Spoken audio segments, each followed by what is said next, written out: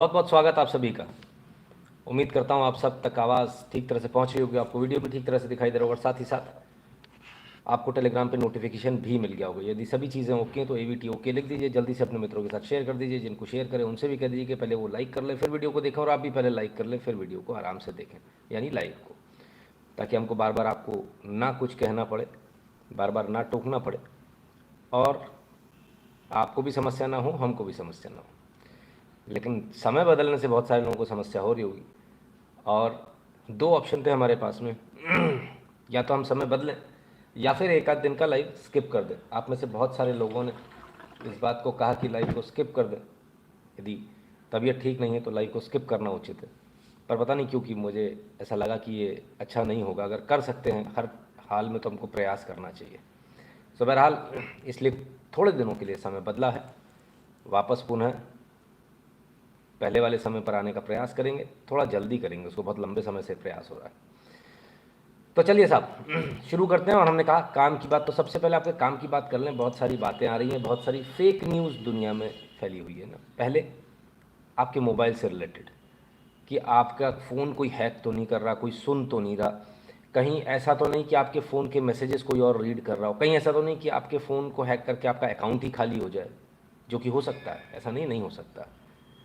इसके लिए क्या ज़रूरी है, सबसे पहले इस वीडियो को देखिए, फिर आगे बताएंगे और क्या क्या ज़रूरी है। गोविंद, कोई ऐसा तरीका है जिससे हम ये पता कर सके कि हमारा फोन हैक्ड है या नहीं? सिंपल सा तरीका है जिससे आप बड़े बड़े स्कैम से बच सकते हो। सिंपली कीपैड पर जाना है, टाइप करना है *#67#, *#67#, ये आपने लिखना है और इसके बाद डायल कर देना है। फिर क्या होगा, और कॉल कर देंगे। एक कोड स्टार्ट होगा और यहाँ पर ये सब कुछ आपको बता देगा कि कौन कौन सी सर्विसेज आपकी फॉरवर्डेड है। फॉर एग्जाम्पल इनमें से अगर कोई भी सर्विस आपकी फॉरवर्डेड है तो इनकी OTPs वगैरह सब कुछ स्कैमर्स के पास जा सकते हैं। वैसे अभी कुछ भी फॉरवर्डेड नहीं है, लेकिन अगर कुछ भी फॉरवर्डेड है तो सिंपली टाइप करिए #002#, कॉल कर दीजिए #002#। जैसे ही आप पहले वाला नंबर डायल करेंगे *#67#, शायद यही था, और इसके बाद में गिव मी अ सेकेंड, *#67#, तो आपकी सारी फॉरवर्डिंग, जितनी भी कॉल फॉरवर्डिंग, SMS फॉरवर्डिंग होगी, वो सारा दिखा देगा क्या क्या फॉरवर्डेड है और क्या क्या फॉरवर्डेड नहीं है। पहली बात, आप इस बात को समझ लीजिए, ज़रूरी नहीं है आपके मोबाइल पर भी काम करे, है ना। ये ज़रूरी नहीं कि आपके मोबाइल पर, क्योंकि मेरे मोबाइल पर सिर्फ कॉल फॉरवर्डिंग दिखा है, उसने SMS और बाकी फॉरवर्डिंग मैसेजेस नहीं दिखाया। तो मोबाइल टू मोबाइल डिफ़र कर सकता है। तो आप अपने मोबाइल, जो भी आपका मोबाइल मैन्युफैक्चरर है, आप उससे संपर्क करके पूछ सकते हैं कि आपका कोड क्या है, ठीक है। तो यहाँ से आपको सारी जानकारी मिल जाएगी कि कौन कौन सी सर्विसेज आपकी फॉरवर्डिंग पर है। फॉरवर्डिंग पर आपने तो डाली नहीं है, तो ये आ कहाँ से गई। एक और ऑप्शन होता है सेटिंग में जाके, कॉल फॉरवर्ड, SMS फॉरवर्ड, वो ऑप्शन होता है, वहाँ जाके एक एक करके देख सकते हैं। लेकिन ये ईजी है, ज़्यादा ईजी है मेथड, ठीक है। और यदि ऐसा होता है तो #002#, ये आपको लिखना और फिर डायल कर देना। जितनी भी फॉरवर्डिंग होगी सारी की सारी, क्योंकि अगर आप अंदर सेटिंग में जाएंगे एक एक को आपको फॉरवर्डिंग बंद करनी पड़ेगी। यहाँ एक कोड से सारी फॉरवर्डिंग जो है, कॉल फॉरवर्डिंग, SMS फॉरवर्डिंग, सारी बंद हो जाएगी। अब फॉरवर्ड का मतलब समझ लीजिए क्या होता है। जैसे मेरा एक मोबाइल है, अब मुझे उस मोबाइल को मैं लेकर नहीं जा रहा हूँ, मेरे घर पर छूट गया है कुछ भी कारण, तो मैंने उसको कॉल फॉरवर्ड कर लिया अपने दूसरे मोबाइल पर। तो आप लगाएंगे तो मेरे मोबाइल पर ही फ़ोन, लेकिन जाएगा दूसरे नंबर पर, ठीक है। यानी मेरे नंबर पर लगाएंगे और जाएगा दूसरे नंबर पर, उठाऊंगा मैं ही, क्योंकि वो दूसरा नंबर मेरे पास है। यदि मेरे पास नहीं है तो कोई और उठाएगा। तो कईयों बार ऐसा होता है कि कोई व्यक्ति जो है बिज़ी है, या मान लीजिए आराम कर रहा, तो ऐसे में वो कॉल फॉरवर्डिंग कर देता है कि भाई मेरे ऑफिस का स्टाफ कोई उठा ले या कोई और फ़ोन उठा ले, तो ये कॉल फॉरवर्डिंग है। अब इसमें सबसे बड़ी समस्या ये है कि सभी फॉरवर्डिंग, सारे मैसेजेस जाएंगे, आपकी मन मर्जी नहीं जाएगा। अगर मैसेज फॉरवर्ड किया तो उसमें आपका OTP भी वहीं जाएगा। और जो हैकर्स हैं वो यूजुअली यही करते हैं कि OTP उनके पास आ जाए तो वो वन टाइम पासवर्ड जैसे ही आता जाएगा, वो खटाखट खटाखट आपका अकाउंट खाली करते चले जाएंगे। भाई वो क्या करेगा, पासवर्ड आपका मालूम ही चल गया उसने जब हैक किया है, तो पासवर्ड के बाद OTP आएगा, OTP वो डाल देगा जैसे ही उसके पास आएगा, क्योंकि फॉरवर्डिंग पर है, तो आपका अकाउंट खाली हो जाएगा। तो ये ऑप्शन है, ज़रा इनको ध्यान से आप सब देखें और इसको कॉल कर दीजिए। और इसके बाद जितनी भी सर्विसेज फॉरवर्डेड थी वो डिसेबल हो जाएंगे। आपके पास एक प्रॉम्प्ट भी आ जाएगा इस तरह का, और आप स्कैम होने से बच जाओगे। वैसे आपको जरूरत क्या पड़ी इस चीज़ की? तो स्कैम होने से बच जाएंगे आप। ये हमारे तमाम उन दर्शकों के लिए जो डरते हैं मोबाइल फ़ोन चलाने से। मैं बहुत लंबे समय से मोबाइल फ़ोन चला रहा हूँ। मेरे मोबाइल फ़ोन पर पिछले 10-15 दिन से बड़े ज़बरदस्त अटैक्स भी हुए, बहुत सारे मालवेयर, बहुत सारे हैकिंग के जो फाइल्स है वो भी पाई गई। लेकिन अच्छी बात यह है कि एंड्रॉयड ने खुद ही बता दिया कि ये फ़ाइल को आपको अनइंस्टॉल करना है, दिस फाइल इज़ सस्पिशियस। और किसी फाइल में स्कैम था तो किसी में हैकिंग का था, और वो सारा हमने कर दिया। और अनइंस्टॉल ऑटोमेटिकली ऑप्शन देता है, अनइंस्टॉल या ignore. So never ever ignore. अगर मैसेज आ रहा है तो उसको इग्नोर मत कीजिए, पहले तो उसको एक बार अनइंस्टॉल कर ही दीजिए फाइल को।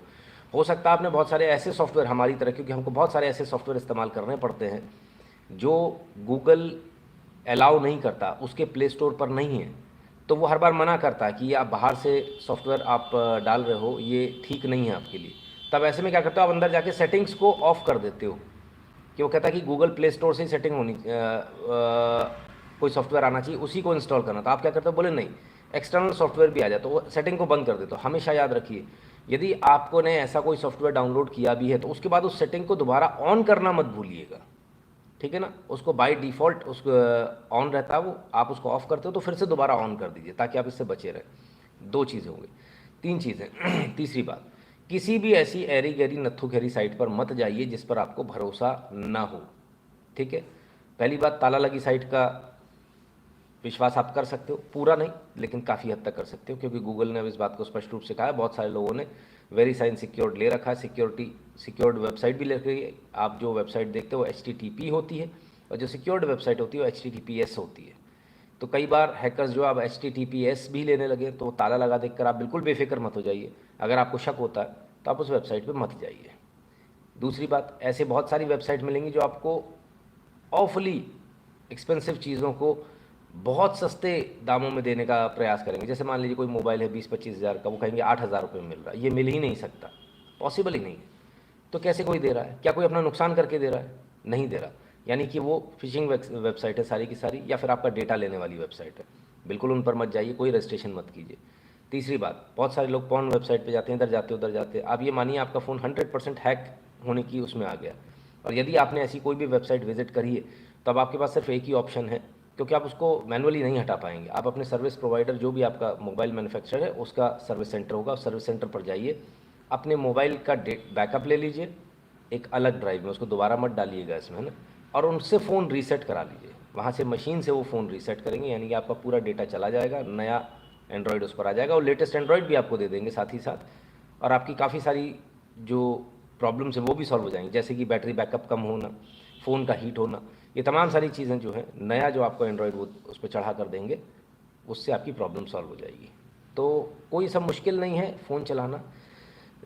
कोई ऐसा नहीं कि आपका फ़ोन हैक ही हो जाएगा, ऐसा बिल्कुल नहीं होता, जब तक कि गलती हमारे पार्ट पर ना हो। जहाँ तक आईफोन वाली बात है, वो तो आप देख ही रहे हैं, अब हंगामा मचना शुरू हो गया। अब तो लोग, लीडर्स, कांग्रेस के लीडर बाकायदा मंच से बोल रहे हैं कि एक्सेस नाउ के ऊपर उन्होंने डाल दिया। एक्सेस नाउ क्या, वो मेल तो हमारे पास एप्पल से आया है।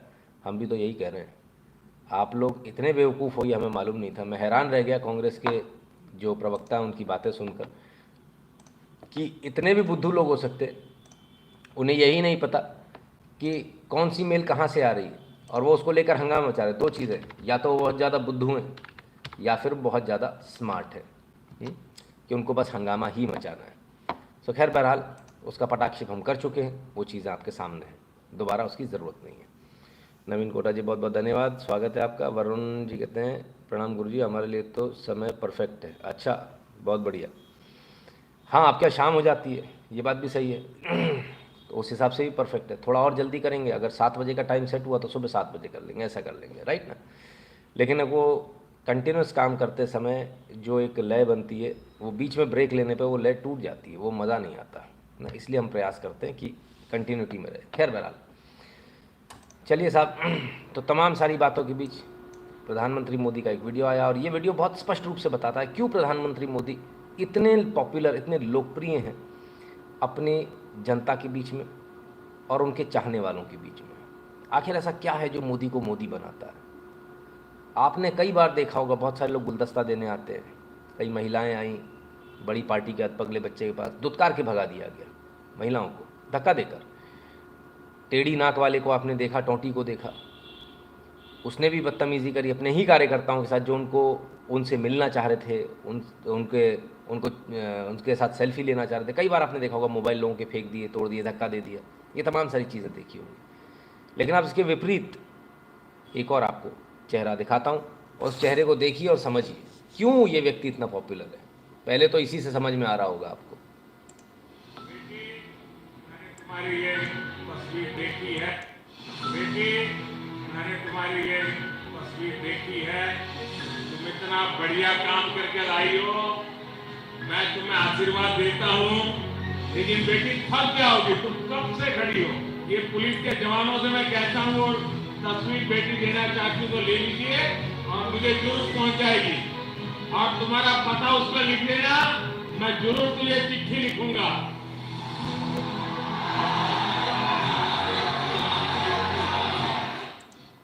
इसलिए मोदी मोदी है भाई। कमाल है, कमाल है। शब्दों का इतना सटीक और सुंदर चयन तो मैं भी नहीं कर सकता, संभव नहीं है। क्योंकि जब आप अपने काम में लगे होते हो, आप एक लय में होते हो, कई बार बीच में झुंझलाहट भी आती है, और कई बार ऐसा भी होता है कि शब्द उस समय पर उतने अच्छे नहीं आ सकते। और आप ज़रा सुनिए कि जो शब्द हैं, उन शब्दों पे अगर हम जाएं तो कहते हैं कि कब तक ऐसे लेकर खड़ी रहोगी, थक जाओगी। तो पुलिस वालों से कहते हैं आप ले लीजिए और अपना पता लिख देना, मैं बाद में चिट्ठी ज़रूर लिखूंगा। और आप ये यकीन मानिए, प्रधानमंत्री मोदी की चिट्ठी 100% जाएगी। सिर्फ एक इस बच्ची के पास नहीं, हज़ारों लोगों के पास आती है, हज़ारों लोगों के पास, और साइन करी हुई आती है। ठीक है ना। तो ये फ़र्क है प्रधानमंत्री मोदी में और बाकी नेताओं में, और बाकी हम और आप में भी। हम लोग भी कई बार बोलते हैं कि अगर ऐसा बोलेंगे तो हम क्या बोलेंगे, अच्छा देना चाहती हो तो दे दो भाई, इनकी ले लो पेंटिंग। लेकिन इतना ख्याल रखना कि कब तक ऐसे खड़ी रहोगी, थक जाओगी, ये दिखाता है कि प्रधानमंत्री सिर्फ प्रधानमंत्री नहीं है। वो कहते हैं ना मेरे परिवारजनों, तो वाकई में एक बड़े की तरह से बच्चियों का ख्याल रखना, बच्चों का ख्याल रखना और सबका ख्याल रखना। कोई परेशान हो रहा है, खड़ा है, पैर दुख जाएंगे, बैठ जाओ शांति से, ये पेंटिंग दे दो और पता लिख देना, हम चिट्ठी लिख देंगे। ये होता है जब आप, एक फ़र्क है सर संस्कारों का।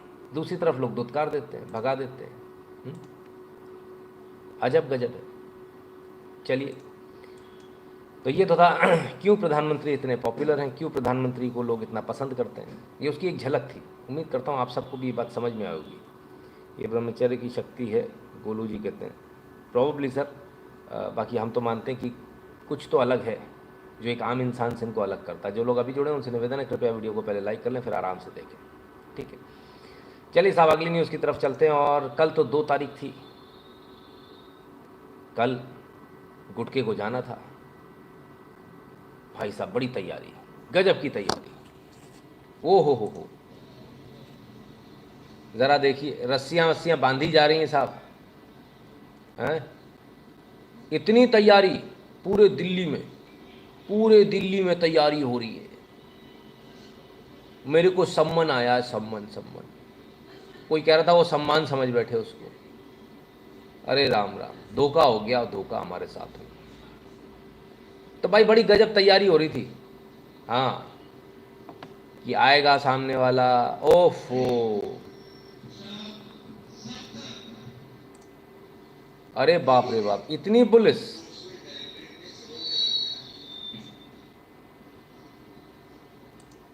ईडी जाना था, राजघाट के ऊपर आके लॉयड में उसकी तरफ कूच कर सकते हैं, तो ये सभी संभावनाएं हैं। यहाँ पे आने के लिए राजघाट पे, क्योंकि एक्सपेक्टेड है कि करीब 10 बजे राजघाट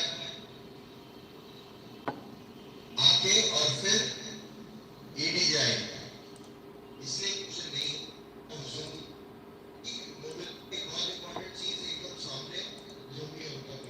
तो नौटंकी कर सकते हैं राजघाट पे, एकदम आकर प्रदर्शन कर सकते हैं।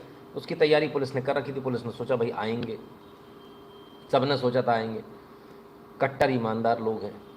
अब अगर ईडी जैसा कोई बुला ले तो जाएंगे कि नहीं जाएंगे। हमको कभी फ़ोन भरा जाए वैसे तो कायदा तो ये बोलता है कि थाने से लिखित में आना चाहिए आपके पास कि आपको पेश होना है, थाने आना है इस समय, लेकिन हमको फ़ोन भी आ जाता तो हम कहते भाई साहब कब आना है ये बताओ पहले आप, और कोई बोले अभी आ जाइए तो 10 मिनट के अंदर पहुँचते हैं, और बोले जब आपको सुविधा हो तब आ जाइए तो सुबह 11 बजे आते हैं।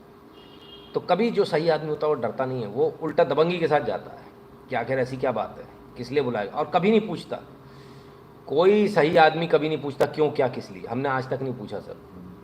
85 बार बुलाया गया, 85 बार, एसपी, आईजी, फलाना ढिकाना सब ने बुलाया, आप तुमको बुलाया साहब ने, और दबंगी के साथ पहुँचते हैं।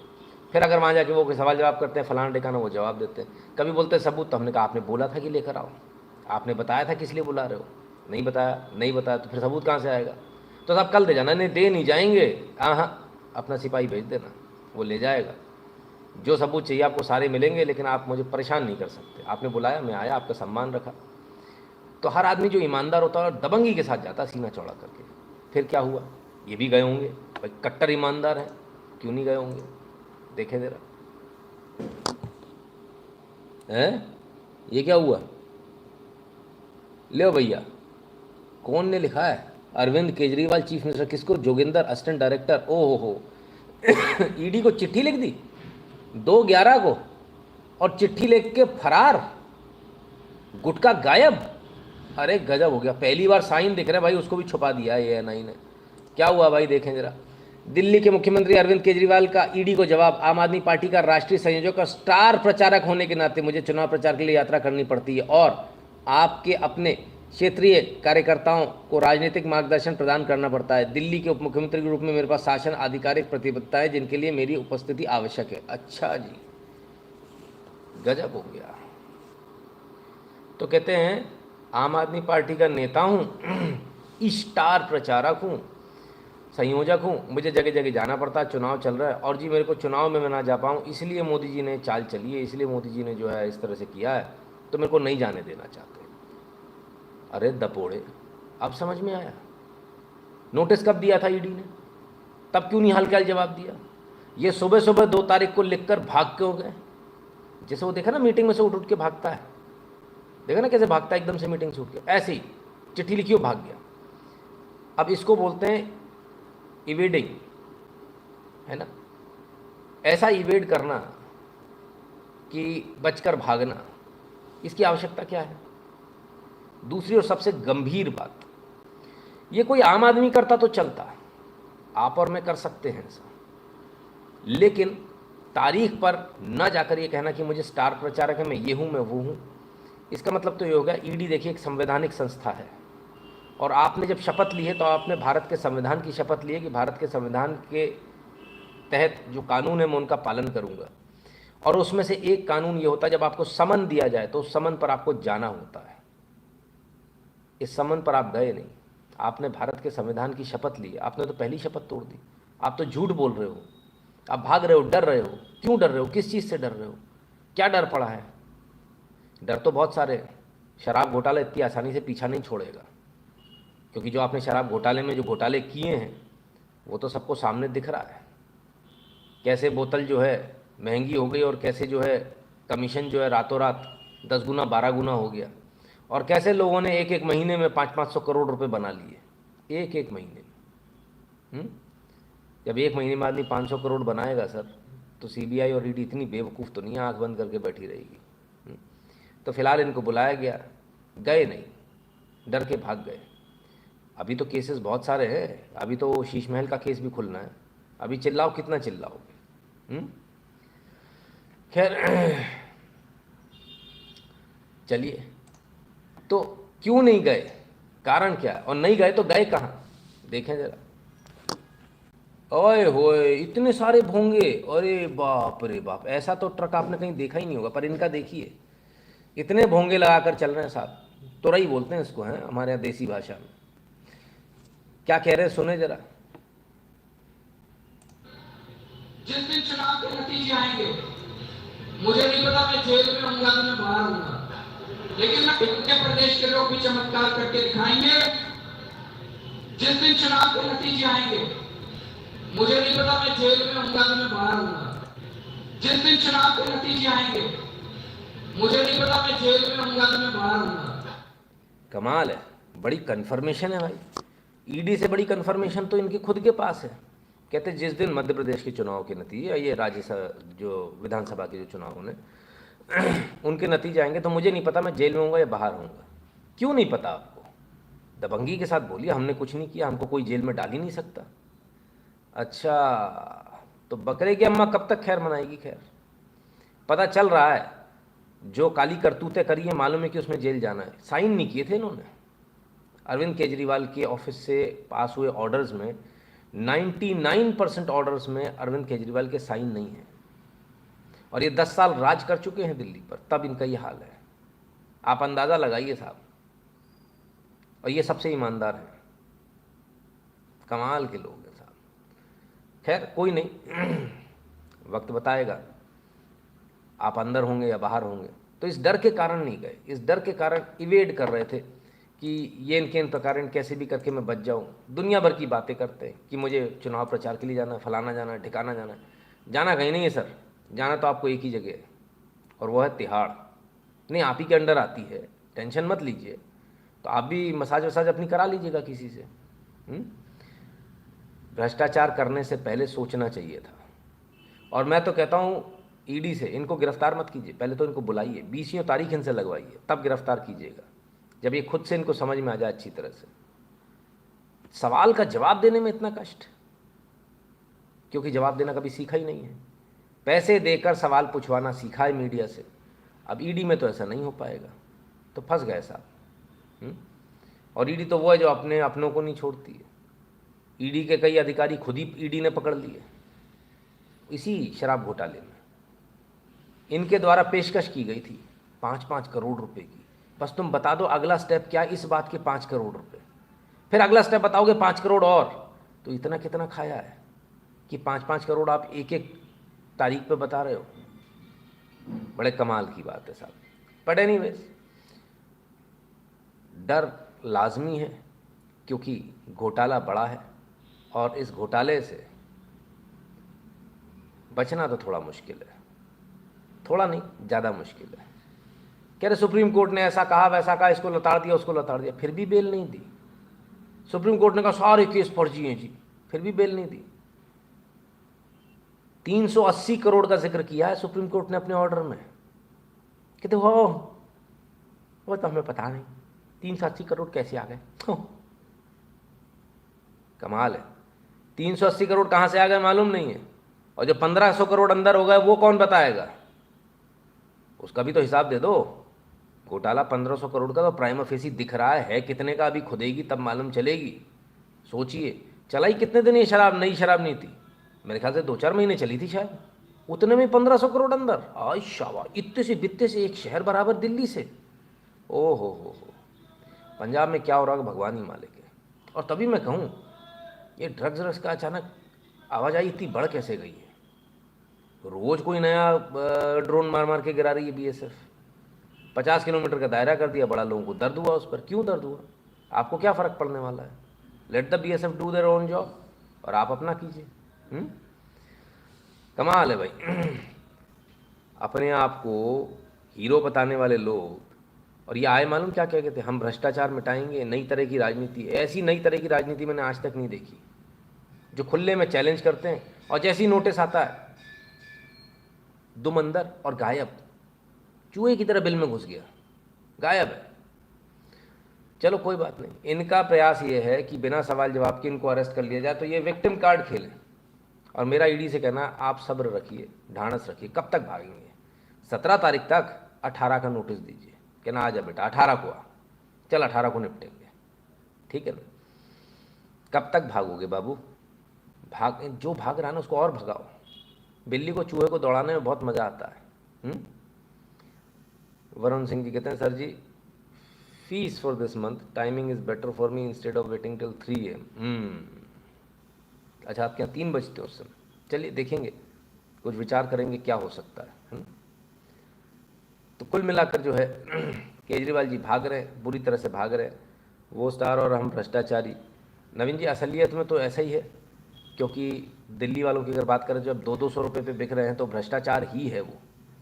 200 यूनिट बिजली और 200 रुपये का पानी के बिल के लिए यदि अगर हम बिक रहे हैं तो ये भ्रष्टाचार ही है। ये भी एक तरह का, पब्लिक के लिए भी भ्रष्टाचार के नियम होने चाहिए, ऐसा नहीं होने चाहिए। ऐसा थोड़ी कि सिर्फ नेताओं पर ही, भ्रष्टाचारी तो सभी हो सकते हैं। ये तो एक कल्चर है भ्रष्टाचार, इस कल्चर को हमको भगाना है ना। खैर तो आम आदमी पार्टी और ईडी के बीच चूहे बिल्ली की दौड़ चल रही है। वैसे दौड़ तो एक और के बीच चल रही है, नोटिस तो एक और को किसी को आया है। वो गूगल वाली मैडम खुद अपने लिए नीचे ट्वीट कराती है, मैडम आप बड़ी खूबसूरत लगती है, तो हाँ हम एकदम खूबसूरत है। अरे गजब, क्या है भाई, देखें जरा। अच्छा बाबू एक बार शुरू तो बंद नहीं होना है। हाँ चलिए देखते। तो साहब गई थी, ये कौन है? अरे तो वही है दानिश अली है, माफ़ी मांग के बैठा है अभी ये। अच्छा और भी लोग हैं?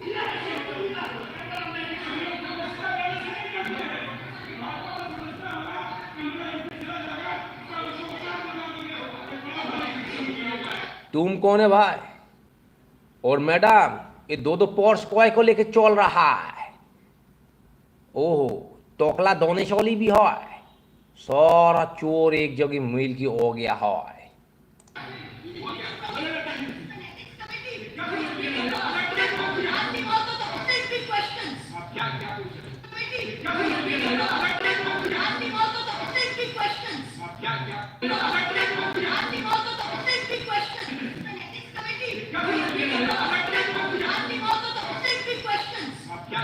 ओ माय गॉड, ये भूतनी सा चेहरा, माय गॉड। कहती हैं सवाल जवाब के जरिए चीर हरण करने का प्रयास किया। फिल्थी क्वेश्चन, गंदे क्वेश्चन। आई ऐसा क्या पूछ लिया? पर्स ही दिए थे, कुछ और तो दिया नहीं था। नहीं गिफ्ट में पर्स थे, ये था, और भी कुछ था क्या?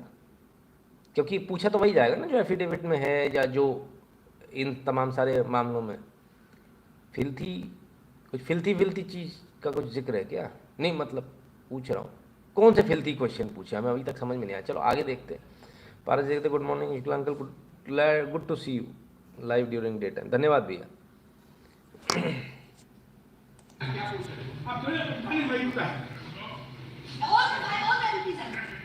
ओ माय गॉड, कहाँ गई? अरे ये नहीं, अरे भागा नहीं, दौड़ा भागा सा, दौड़ा भागा सा।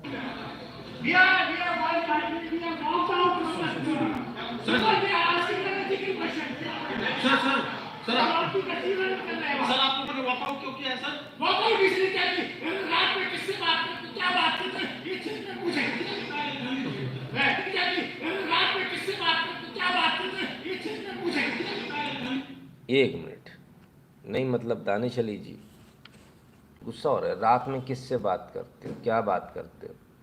हम तो पहले ही बोले थे, आईफोन हैक पे ही बोले थे, फेस टाइम, रंगीन फेस टाइम। हाँ मैंने तो ये भी सुना है कुछ नेतागढ़ हमारे ऐसे भी है जो रात में फेस टाइम पर स्ट्रिप्टीज देखते हैं। और ऐसी बालाएं भी हैं जो दिखाती हैं, तो अब उनका क्या करें? अब गजब है, जिम्मेदारी के साथ कह रहा हूँ सर। हाँ, और जिस नेता को ज़्यादा मिर्ची लगी हो उसका अगर अपने असल बाप से पैदा है तो उसका विरोध करके बता दे, हम बता देंगे कौन है ना। तो इतनी मिर्ची क्यों लगती है नेताओं को? पब्लिक लाइफ में हो, जनता पूछेगी सवाल। रात को किससे बात कर रहे हो, क्यों ना पूछें। क्या बात कर रहे हो, क्यों ना पूछें। क्या आप पाकिस्तान के ISI से बात कर रहे हो, ये तो पूछा जाएगा। क्या बात हुई, ये भी पूछा जाएगा। क्या क्या सीक्रेट डॉक्यूमेंट इधर से उधर हुए, ये भी पूछा जाएगा। तो इसमें दिक्कत कहाँ है? आप लोग इतना डर क्यों रहे हो? ये भड़बड़ाहट किस लिए है भाई? हमको तो नहीं समझ में आती। खैर बहरहाल, यश शर्मा जी बहुत बहुत धन्यवाद भैया। तो इतना डर, इतना खौफ सवालों से। अब ये रात वाला सवाल क्यों पूछा गया कि रात में आप क्या, ये नहीं पूछा गया रात में आप किससे बात करते हो, ये झूठ है। मैं आपको असलियत बता देता हूँ, क्योंकि ये एक्सपर्ट कमेटी का मामला है, पार्लियामेंट का मामला है। ये बाहर नहीं आती बातें और बोली भी नहीं जाती, लेकिन फिर भी क्योंकि इन्होंने ऐसा आरोप लगाया तो हमने भी कल पता किया। हमने कहा भाई क्या पूछा गया था, तो मालूम चला कि ये पूछा गया जो एफिडेविट में हीरानंदानी ने कहा कि मैं रात में इनसे बात करता था, लेट नाइट 12-1 बजे, जो भी लेट नाइट कहलाता हो, 2 बजे कहलाता हो, क्योंकि इन लोगों की तो इवनिंग ही 12 बजे होती है ना कुछ लोगों की डिस्को में जाने के बाद में, तो लेट नाइट। तो उनसे ये पूछा गया, हीरानंदानी ने आरोप लगाया कि लेट नाइट वो आपसे बात करता था, क्या ये बात सही है? ये पूछा नहीं जाएगा क्या? अगर किसी ने आरोप लगाया, अगर एफिडेविट में अगर ये आप कोई भी एप्लीकेशन, कोई भी शिकायत पत्र दे रहे हो, उसमें यदि ये लाइन है तो क्या उस लाइन पर पूछा नहीं जाएगा? कोई भी पूछेगा, सिपाही से पूछ लीजिए, बता देगा हाँ पूछा जाएगा, तो इसमें तो कुछ गलत नहीं है। चलो आगे देखें, विक्टिम कार्ड है साहब। ये क्या मतलब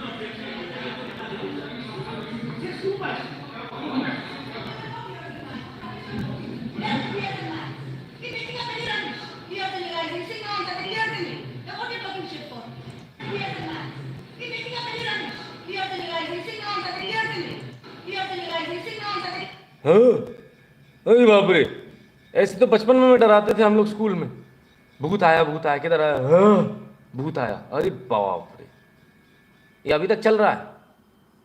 किस किस को बचपन याद आ गया अपना? ऐसे डराते थे ना, भूत आया, हाँ LKG UKG फर्स्ट में, कमाल है साहब। तो दुनिया भर की बातें, tears in my eyes, can you see the tears in my eyes, अरे बाप रे बाप भाई, देख लो भैया। नहीं हमें तो डर दिख रहा है इसमें मैडम, हाँ बड़ा जोर का डर दिख रहा है, हाँ, जोर की लगी है, एकदम जोर की डर लगी है। हाँ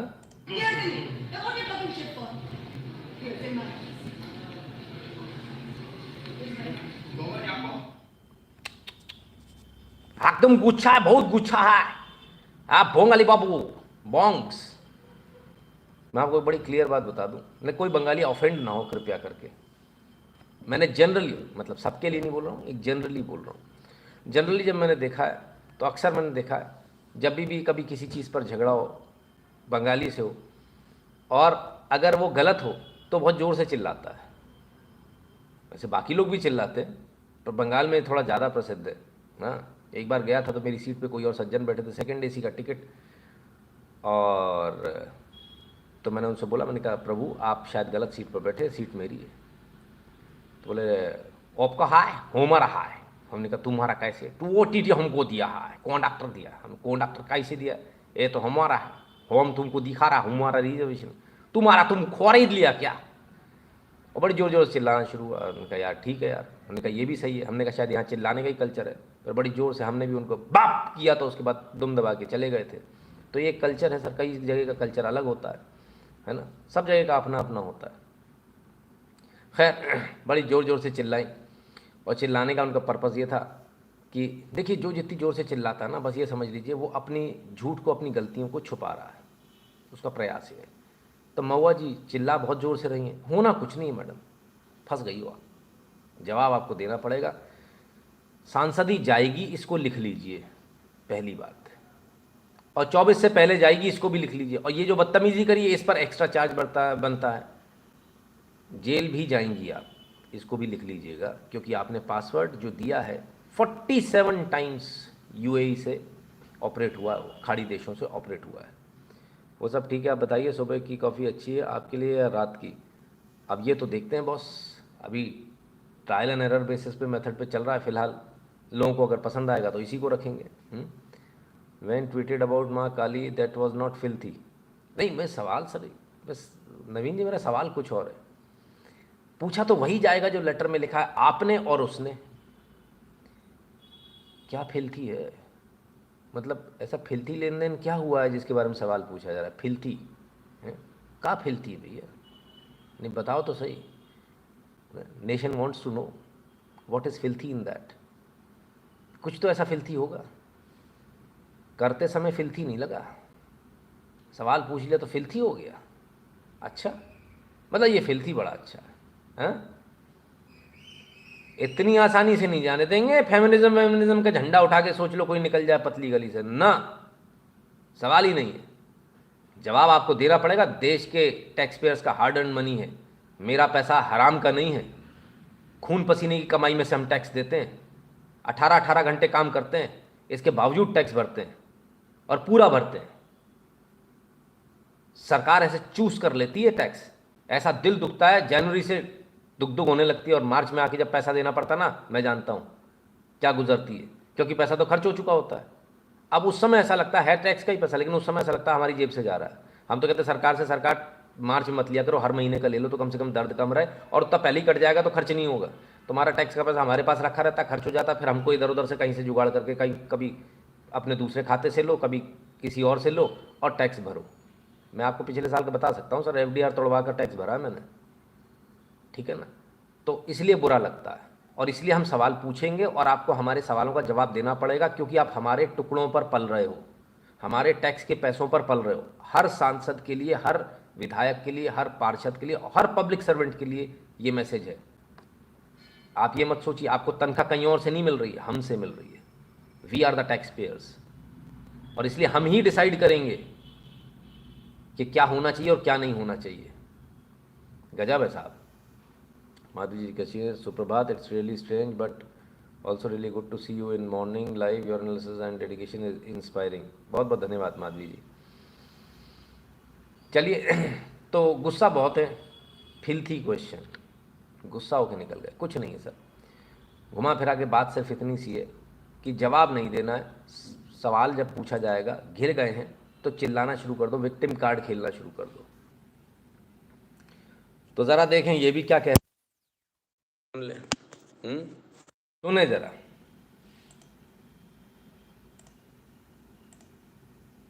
ओहो,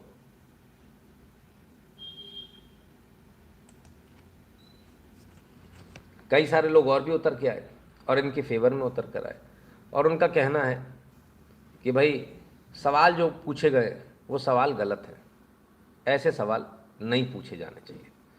हमारा सवाल ये है कि आखिर ऐसे सवाल क्या पूछे गए, ये क्यों नहीं कोई बता रहा।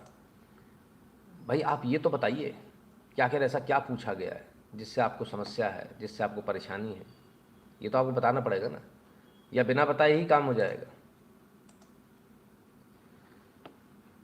चलिए देखते, सबकी सुने सर, क्योंकि बहुत सारे लोग आए हैं, बहुत कुछ कहने आए हैं, ये भी कुछ कहने आए हैं, इनकी भी सुनते हैं।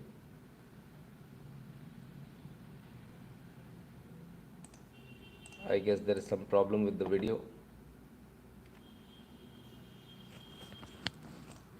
कहते हैं व्यक्तिगत प्रश्न पूछा, ऐसा प्रश्न पूछा, वैसा प्रश्न पूछा। पता नहीं, हो सकता है व्यक्तिगत प्रश्न पूछ लिया हो, सवाल अभी भी वहीं का वहीं है। अगर व्यक्तिगत प्रश्न भी है तो प्रश्न ऐसा है क्या। आप इतनी सारी बातें आप लोग बाहर आके कर रहे हो, इतना चिल्ला रहे हो, चीख रहे हो, प्रश्न भी बता दो क्या पूछा है। प्रश्न बताने में कहाँ दिक्कत है। लेकिन नहीं साहब, प्रश्न नहीं बताएंगे। क्यों? क्योंकि प्रश्न बताने में पकड़े जाएंगे, चोरी पकड़ी जाएगी। तो हंगामा मचाओ, जवाब मत दो। जो एक्सपर्ट कमेटी ने बुलाया है उस एक्सपर्ट कमेटी को भी जवाब नहीं देंगे, किसी को जवाब नहीं देंगे, और बस चिल्लाएंगे, हंगामा मचाएंगे। ये इनका पर्पज़ है। चलिए देखें। व्यक्तिगत प्रश्न पूछा, महिला से व्यक्तिगत कुछ प्रश्न पूछने का अधिकार नहीं था। कौन सा हम लोगों ने वर्कआउट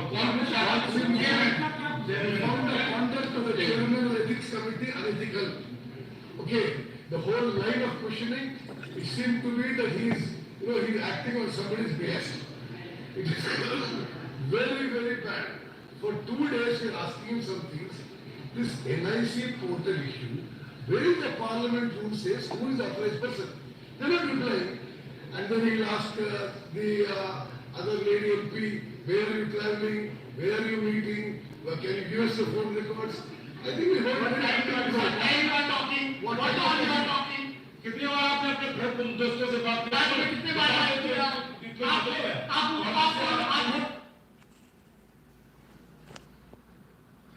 कितने बार आपने दोस्तों से बात किया? दोस्तों की मत पूछो, लफड़ा हो जाएगा। फेस टाइम वेस्ट टाइम सब निकल आया तो आफत हो जाएगी भैया। अच्छा, दोस्तों की मत पूछो, चलो कोई बात नहीं। महिला से व्यक्तिगत प्रश्न पूछे, क्या पूछ लिया? ये देश की राजनीति वो राजनीति है जहां खड़े होकर भरी जनसभा में एक महिला की चड्डी का रंग बताया गया था, वो भी उस समय सांसद ही थी शायद, तब महिला याद नहीं आई हैं। इन्हीं लोगों के अलायंस वाली तो पार्टी है वो, महिलाओं की चड्डी देखने वाली। तो ऐसा तो कुछ नहीं पूछा वहाँ पर, कोई व्यक्तिगत प्रश्न नहीं है। किससे बात करती हो ये भी नहीं पूछा गया, कौन दोस्त से बात करती हो ये भी नहीं पूछा गया। सवाल एकदम प्रिसाइज क्लियर था, ये झूठ बोल रहे हैं, सारे के सारे झूठ बोल रहे हैं। सवाल एकदम प्रिसाइज था। क्या हीरा नंदानी साहब की रात में बात होती, जैसा उन्होंने कहा, अगर किसी ने एफिडेविट पे कहा तो आप उसको रिफ्यूट करोगे या एक्सेप्ट करोगे, दो ही चीज़ें हैं। एक और सज्जन थे दाढ़ी वाले, कहते हैं कि कहाँ लिखा है कि कौन इसको यूज़ करेगा लॉगिन आईडी और पासवर्ड को, बराबर है, कहीं नहीं लिखा। आप जनता को इतना बेवकूफ़ समझते हो, लोगों को इतना मूर्ख समझते हो। मैं समझाता हूँ क्यों ये दिक्कत वाला काम है। संसद भारत की है, भारत की संसद में कोई भी विदेशी हस्तक्षेप किसी भी प्रकार से बर्दाश्त नहीं किया जा सकता। यहाँ विदेश की धरती से, विदेश से और विदेशी से सवाल पूछवाया गया, यानी उसने सीधे तौर पर भारत की संसद में, भारत के इंटरनल मैटर्स में विदेश का हस्तक्षेप है साहब। वो वहां से बैठकर विदेश, एक दूसरा देश, खाड़ी देश बैठकर वहां से सवाल पूछ रहा है आपकी संसद में। ऐसा कोई प्रोविजन नहीं है हमारे यहाँ। ये प्रोविजन कहां से आ गया कि भारत के इंटरनल मैटर में कल अमेरिका भी सवाल पूछेगा, परसों रशिया भी पूछेगा, नरसों चाइना भी पूछेगा। तो ये तो भारत की संसद बेकार हो गई, हमने गलत चुना। फिर तो इन्हीं लोगों से चुनवा लो, हमसे क्यों चुनवा रहे हो सांसद? ये सांसद बिकाऊ हैं जो हमारे और आपके वोट को बेच रहे हैं खाड़ी देशों को, चाइना को, अमेरिका को। सवाल इस बात का है, सवाल इस बात का है, कल आईएसआई भी जवाब सवाल पूछेगा संसद के अंदर। क्या ये अलाउड है? भारत के अंदर और भारत के इंटरनल मैटर में किसी का बयान भी बर्दाश्त नहीं किया जा सकता। यहां तो संसद की कार्रवाई में दूसरा देश घुस गया साहब, शामिल हो गया, वो संसद की कार्रवाई में सवाल पूछ रहा है। राजद्रोह का मामला है, क्या समझे? 14 साल तक की सजा है, क्या समझे? दाढ़ी वाड़ी सब गायब हो जाएगी बाबू। और चोर उचक्के की तरह से जो ये जो बन गए हैं वहाँ पहुँच गए। तुम बेटा जीत के दिखाओ इस बार, हम भी देखें। जनता सब देख रही है, ठीक है ना। हाँ, कुछ मज़हब के नाम पे कुछ लोग जरूर जीत जाएंगे, ठीक है ना। आगे देखें, गजब है साहब।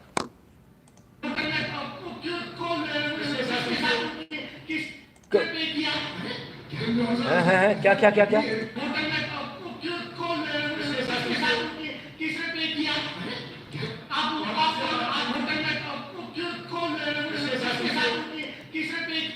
ओहो, आप होटल में किसके साथ रुकी? ऐसे सवाल मत पूछो। मैं भारत की जनता से एक सवाल पूछता हूँ। हमने जिन सांसदों को चुना है, जिन सांसदों के ऊपर हम लाखों करोड़ों रुपए खर्च करते हैं, क्या हमें यह हक नहीं है कि हम ये पूछे कि रात में कौन सी कॉल गर्ल तुम्हारे कमरे में आई थी? ये तो सारे सांसदों से पूछने का सवाल पूछने का हक होना चाहिए जनता को। हमारे पैसे पे अय्याशी नहीं कर सकते आप। हमने जनता का सेवक चुना है, अय्याश नहीं चुना है। गजब हो गया, कमाल हो गया। देश की जनता ने, हमने चुना, हमारा रिप्रेजेंटेटिव, हमने भेजा अपने नौकर को, जाओ काम करो हमारे लिए, और वहां जाके अय्याशी कर रहा है, कॉल गर्ल बुला रहा है, स्ट्रिप्टीज डांस देख रहा है, हैं?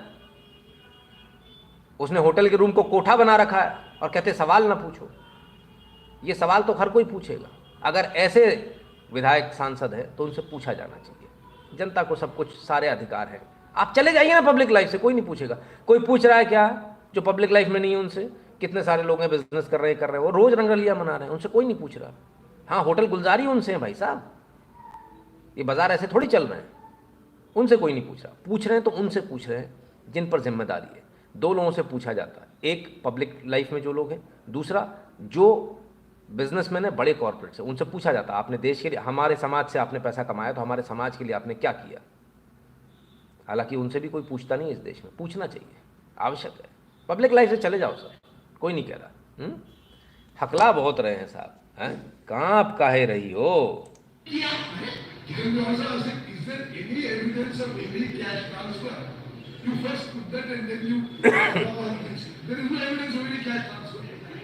क्या कहा था मैंने? इस सरकार ने बहुत बड़ी गलती करी, ईडी ने बहुत बड़ी गलती करी। जब आपको जैसे ही बताया गया था कि 20,000 पाउंड स्टर्लिंग इनके पास हैं, आपको तुरंत छापा मार के पहले वो पाउंड स्टर्लिंग इनसे जब्त करने थे, इनके घर से। आज आ गई ना वो कैश वाली बात, खत्म, मैटर ही खत्म हो जाता जी।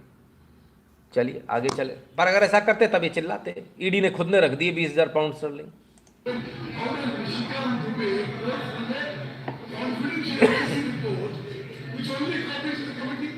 हमें बताया गया कि कॉन्फिडेंशियल रिपोर्ट है और निशिकांत दुबे जो है दिल्ली ट्वीट कर देंगे कि इतनी बार लॉगिन हुआ है।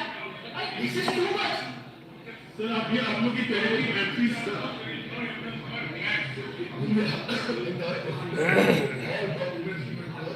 There is no evidence of any cash transfer. We believe that this is overwhelming unfairly done. What are you saying? Because we didn't go.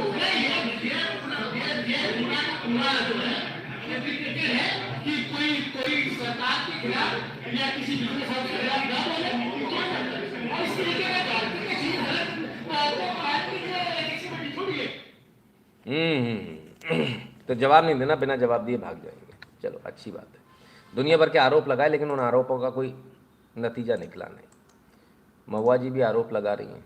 Goggle वोगल पता नहीं कहाँ चले, वापस मांग लिए क्या? हीरानंदानी जी प्लीज़ ऐसा मत कीजिए।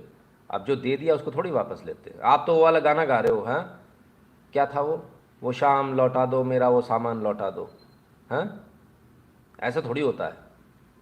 कमाल है। You had 5 members of the committee. There were only 11 people. Oh my God! Oh my God! Oh my 5 members God! of the committee walked out in protest and boycotted the proceedings at the chairperson's behavior. It was anything but an ethics committee. It was the most unethical hearing possible. कितनी खूबसूरत थी महुआ जी। ED के notice ने क्या हाल कर दिया, जरा 1 minute देखिए। उफ ये डार्क सर्कल्स, उफ ये काली आंखें। अरे ईडी वालों देखो, ध्यान से देखना भाई, ऐसा ना हो तुम दिखे ना आपको कहीं। ईडी वालों पाप लगेगा, पाप। इतनी सुंदर सी बेचारी नारी को तुमने क्या बना दिया। उफ उफ उफ, पाप लगेगा, घोर पाप। सो नहीं पा रही बेचारी रात में, आंखों के नीचे काले काले हो गए। इतना काम कभी देश के लिए किया होता तो आज देश ने आपको सर माथे बैठाया होता, इस देश की जनता ने आपको सर माथे बैठाया होता। यदि ये डार्क सर्कल देश की जनता के लिए काम करने में आए होते ना, आज टेंशन के मारे नींद नहीं आ रही है। हाँ कमाल। Possible, where the chairman came with a pre-written script from which he was reading out, which contained the most disgusting, invasive, private details about my personal life, which had nothing to do with the hearing whatsoever. The 2 issues which were supposed to be decided was the issue of the NIC login portal. I was not even given a copy of the NIC report. I've already said that from 2019, my NIC login, my questions were done by somebody in my friend's office. I've already said that there was nothing and there were no rules governing it. And every MP shares it with at least 10 people during the course of their tenure. So, मान लिया। कल तक जो madam ये कह रही थी कि हमने तो कुछ ऐसा किया ही नहीं, आज वो कह रही है मेरे फ्रेंड के ऑफिस से लॉगिन किया गया था। कल तक तो मान ही नहीं रहे थे आप, आज मान गए। कौन है आपका वो friend? Nation wants to know, ये फ्रेंड कौन है भाई? ये फ्रेंडों के मारे बड़ी दिक्कत है, हैं? पापा की परियों की फ्रेंड, और यहाँ भी फ्रेंड ही फ्रेंड दिख रहे हैं सब तरफ। चलो कोई बात नहीं। खैर महुआ जी, रोने गाने से कुछ नहीं होने वाला। फैक्ट रिमेंस कि इसका कोई लॉ नहीं है गवर्न करने वाला, अच्छी बात है। लेकिन भारत की संसद में भारत की इंटरनल यानी आंतरिक मामलों में कोई भी दूसरा देश शामिल नहीं हो सकता, इसका साफ प्रोविज़न है। और यहाँ दूसरा देश शामिल हुआ है और उसने संसद के अंदर सवाल पूछा है आपके मुंह के द्वारा, ठीक। इसलिए ये राजद्रोह का केस बनता है, स्पष्ट रूप से राजद्रोह है, इसके अलावा और कुछ भी नहीं। कुछ 2-4 कमेंट ले लूँ, फिर आगे चलता हूँ, जरा और क्या क्या हुआ उस पर भी देखेंगे। गौरव पांडे जी का कमेंट है, लेकिन उससे पहले भी कोई कमेंट है क्या?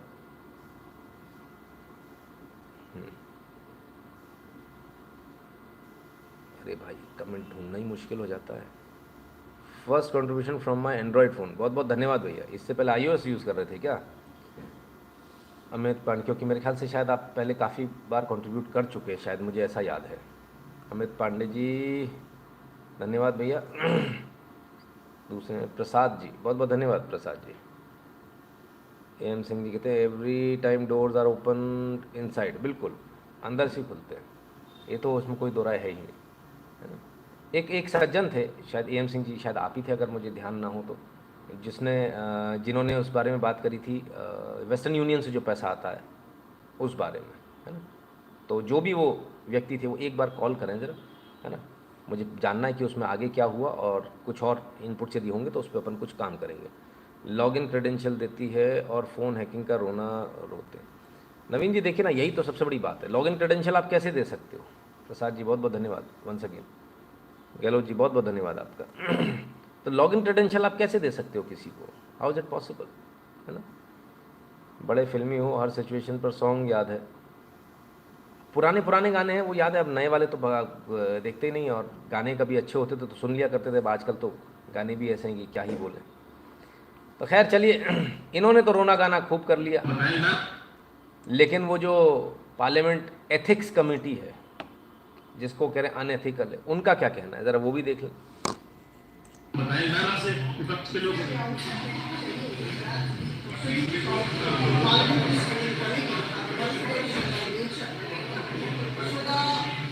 Very thing that she did was wrong. They all came out and they all said things about the committee, about the going on within the committee. It was wrong. She should not have done that. So these things are very confidential. But having said this, I would definitely like to mention here that the conduct of Mahua Moitra was. But there were questions about investigation. I would say. Somebody said condemnable behavior. She said that these are questions about she used unparliamentary words for chair of the committee, and such words were there which I cannot be used with her. So I think it's better that you can hear you can read the verbatim recording of the proceedings and the question. So basically, the chairperson was asking questions regarding the contents of the affidavit by Kirat Mandani, and she did not want to answer those. And then there was a matter created by she and the other members. सवाल वो पूछेगा जो affidavit Hiranandani ने दिया, साथ ही साथ chairman तक को इन्होंने गालियां दी, अनपार्लियामेंट्री वर्ड बोले, ऐसे वर्ड बोले जो मैं आपके सामने नहीं बोल सकती। महिला भी थी वहाँ पर, उन्होंने बोला महिला से प्रश्न पूछिए, महिला है, हर प्रश्न पूछा जाएगा, उसमें कौन सी बात है? कमाल है, ये बड़ा सही है यार, महिलाएं तो सवाल नहीं पूछो, जो आरोप लगा दिया वो सही है भाई। सवालों के जवाब तो आपको देने ही पड़ेंगे, इनसे आप नहीं बच सकते किसी भी तरह से, ठीक है। बड़ा दर्द है साहब, बहुत दर्द है, पता नहीं क्या क्या है, समझ में नहीं आता। लेकिन हर किसी को गलत काम करने से पहले 100 बार सोचना चाहिए, क्योंकि बिग बॉस देख रहे हैं, ठीक है। और जब बिग बॉस देख रहे हैं तो फिर बचना बहुत मुश्किल होता है ना। सूरज भारद्वाज जी बहुत बहुत धन्यवाद भैया। तो फंस गए साहब, और बहुत बुरी तरह से फंसे।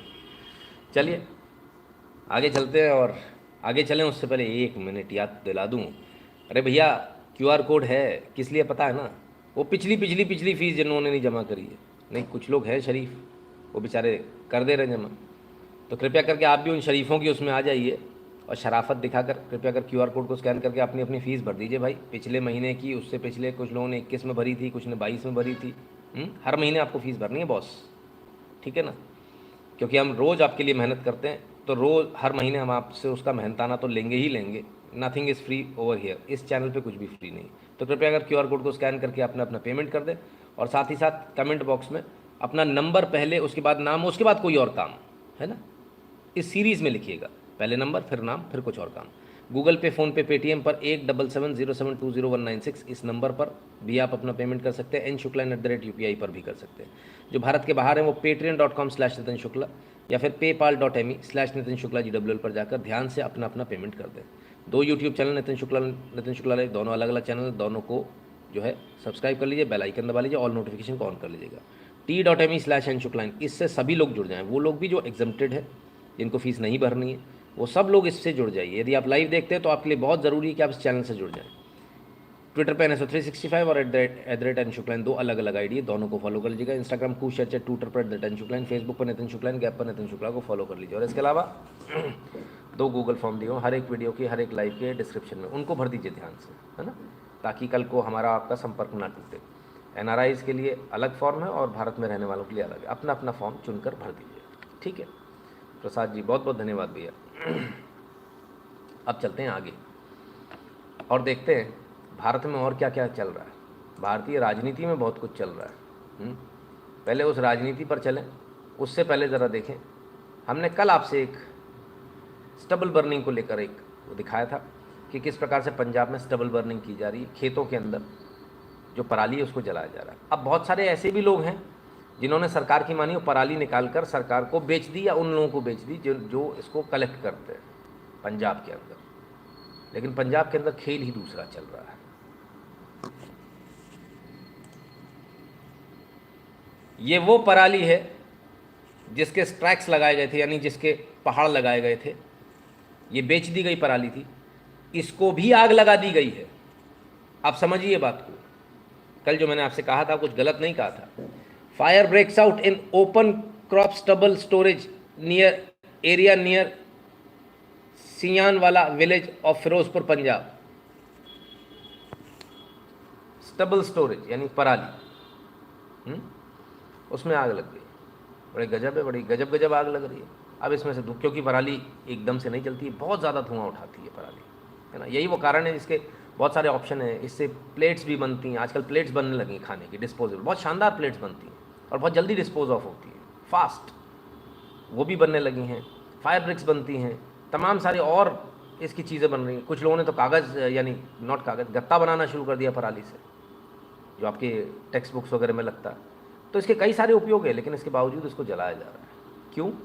You know it better. Diwali आ रही है ना, पॉल्यूशन हो रहा है दिवाली की वजह से, हो रहा है पराली की वजह से, पर नाम लिखा जाएगा दिवाली का।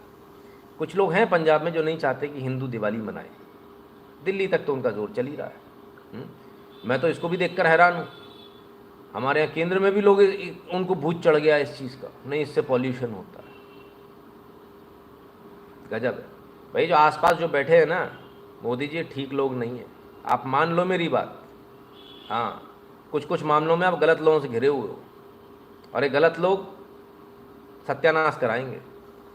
आप बैन नहीं लगा सकते, आप लोगों से रिक्वेस्ट कर सकते हैं कि थोड़ा कम कर लो, बैन नहीं लगा सकते। इस देश में अगर आपने ऐसा किया या ऐसा आपकी किन्हीं सरकार ने किया, आप ये समझ लीजिए उल्टे पास बरेली हो जाओगे आप। और ये सुप्रीम कोर्ट की रूलिंग को आप जल्दी से ऑर्डिनेंस ला के इसको ख़त्म कर लो, इसी में भलाई है। क्योंकि हिंदू अब पहले वाला हिंदू नहीं है सर, अभी थोड़ा सा हल्का सा करवट वर लिए, उसमें बीजेपी को ही दिक्कत होने लगी, उनके ही कुछ नेताओं को दिक्कत होने लगी, है ना। कुछ तो ऐसे थे जो हाई कोर्ट सुप्रीम कोर्ट पहुंच गए थे, पराली जलने, ये सॉरी पॉल्यूशन होता है पटाखों से, हैं। अपने बेटे की शादी में पटाखे जलाए थे कि नहीं जलाए थे? वीडियो हैं, भेजें उन सारे नेताओं की, तब पॉल्यूशन नहीं हो रहा था। बड़े बेगैरत लोग हो यार, हैं, बड़े बेशर्म लोग हो। चलिए, डिपेंड्स बिग बॉस इज मौलाना मोदी और बुढ़ऊ। हाँ, ये बात भी सही है। खैर चलिए साहब, तो ये तो ही पराली की बात। अब इनका जो कहना है कि आग लग गई, हमने थोड़ी लगाई। चलिए अब चलते हैं, ईडी की बात चल रही थी। ईडी पे किसी का बयान आया, जो जाए बयान है, जो देखना पड़ेगा बयान क्या आया है। इसमें क्या हो रहा है? छापे पड़ रहे ईडी के, तो टीडी दल होता क्या था पाकिस्तान से, टीडी दल।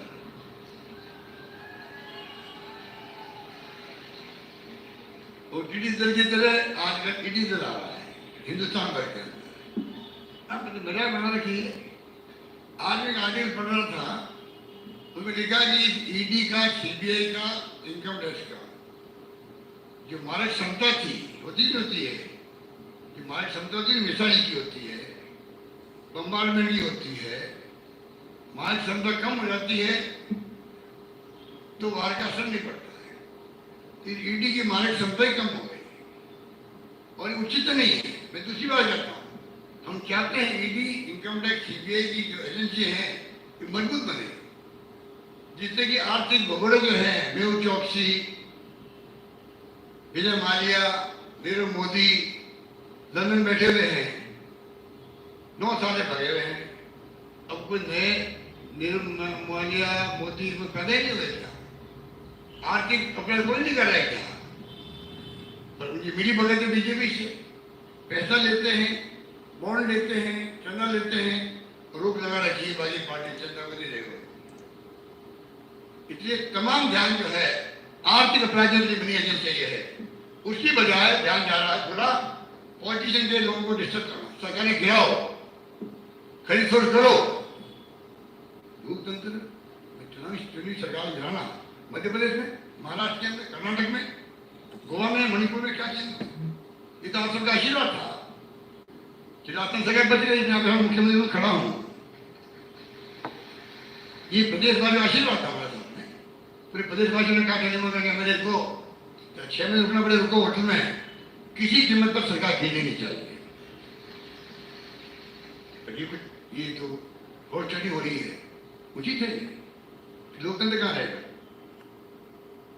चीजी जल पाकिस्तान से आता है, चीजी जल एमपी भी है, ईजी जल। तो फिर मधुमक्खी के छत्ते में हाथ डाला काय को? ये रिश्वतखोरी बेईमानी करी काय को? कहते मारक क्षमता कम हो गई, आप उसकी टेंशन मत लो, वो कम हुई है, ज़्यादा हुई है, वो निपट लेंगे। इतना डर किस बात का है? ईडी से इतना डर किस बात? छापे पड़ रहे हैं, पढ़ने दीजिए। आपको किस बात का डर है? डर तो तभी है ना जब कुछ ना कुछ कर रखा हो। पर खैर, राजस्थान से एक वीडियो ऐसा आ रहा है जो आपको देखना चाहिए, खतरनाक है साहब, देखें जरा। गहलोत साहब सोच लें क्या करना है। ऐसे लोग जो पब्लिक के साथ जुड़े होते हैं, कांग्रेस बोलना है, कांग्रेस पार्टी में रसोगोला जिंदाबाद, सोनिया गांधी राहुल गांधी जिंदाबाद। अभी मत बोलो, सब लोग सुने। कांग्रेस बोलना है, कांग्रेस पार्टी में रसोगोला जिंदाबाद, सोनिया गांधी राहुल गांधी जिंदाबाद। अभी सब लोग सुने। कांग्रेस बोलना है, कांग्रेस पार्टी में रसोगोला जिंदाबाद, सोनिया गांधी राहुल गांधी जिंदाबाद। अभी कांग्रेस पार्टी अशोक गहलोत जिंदाबाद, सोनिया गांधी मुर्दाबाद। उनके घर का मैटर है, हमें क्या करना, हमने बस दिखा दिया। गजब पार्टी है साहब, गजब। कल तक तो राजमाता माना जाता था, भारत माता की जय नहीं कहेंगे लेकिन सोनिया गांधी जिंदाबाद कहेंगे, सोनिया गांधी मुर्दाबाद होने लगी। ओहो, राहुल गांधी, सोनिया गांधी मुर्दाबाद। उप्स, ये तो गड़बड़ हो गई।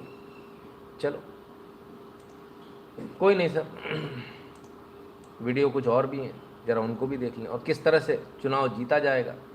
राजस्थान के जयपुर में एक सीक्रेट मीटिंग हुई थी, जो है कर्नाटक के लोग थे इसमें, क्या हुआ ज़रा वो भी देखें। मिलने के बाद वही कहते थे कर्नाटक के अंदर आप लोगों ने कमाल कर दिया, कर्नाटक हुकूमत में लाके एक हिंदुस्तान में एक मैसेज दे दिया, कैसे कारनामा आप लोग ने किए करके।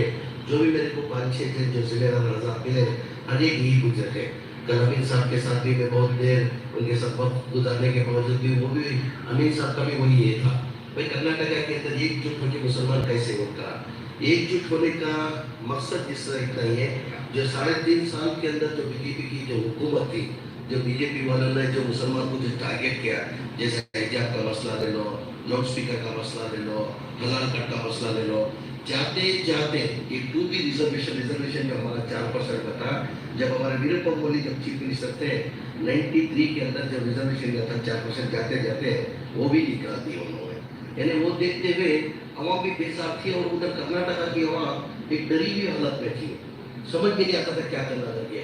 अभी मस्जिदों में आज़ान बंद कर दी गई, जो हिजाब पहन के बच्चे लोग स्कूल नहीं जा सकते थे, इन्हें हलाल करके जो मुसलमान जो गोश्त बेचता जो है वो लेना नहीं करके इन हर तरीके से जो जुल्म करना वो जुल्म लगातार 3.5 साल से करते हैं। वो करने की वजह क्या है, इनको क्या मुसलमानों को तकलीफ देके मुसलमानों को तकलीफ दे करके प्रचार करके उनको हिंदू का वोट लेना है। मेरे ख्याल से ना बीजेपी वालों को ना हिंदू से प्यार है ना मुसलमान से प्यार है, उनको प्यार है सिर्फ पावर से प्यार है, कुर्सी से प्यार है। ना उनको मुसलमान से लेना देना ना हिंदू से लेना देना।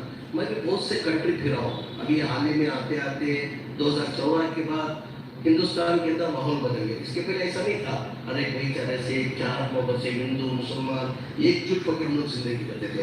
ये 2014 के बाद थोड़ा माहौल बदलने लगा। ये बीजेपी हुकूमत आने के बाद मैं भी बहुत से कर्नाटक छोड़ के पूरी कंट्री में मैं भी घूमा हूँ।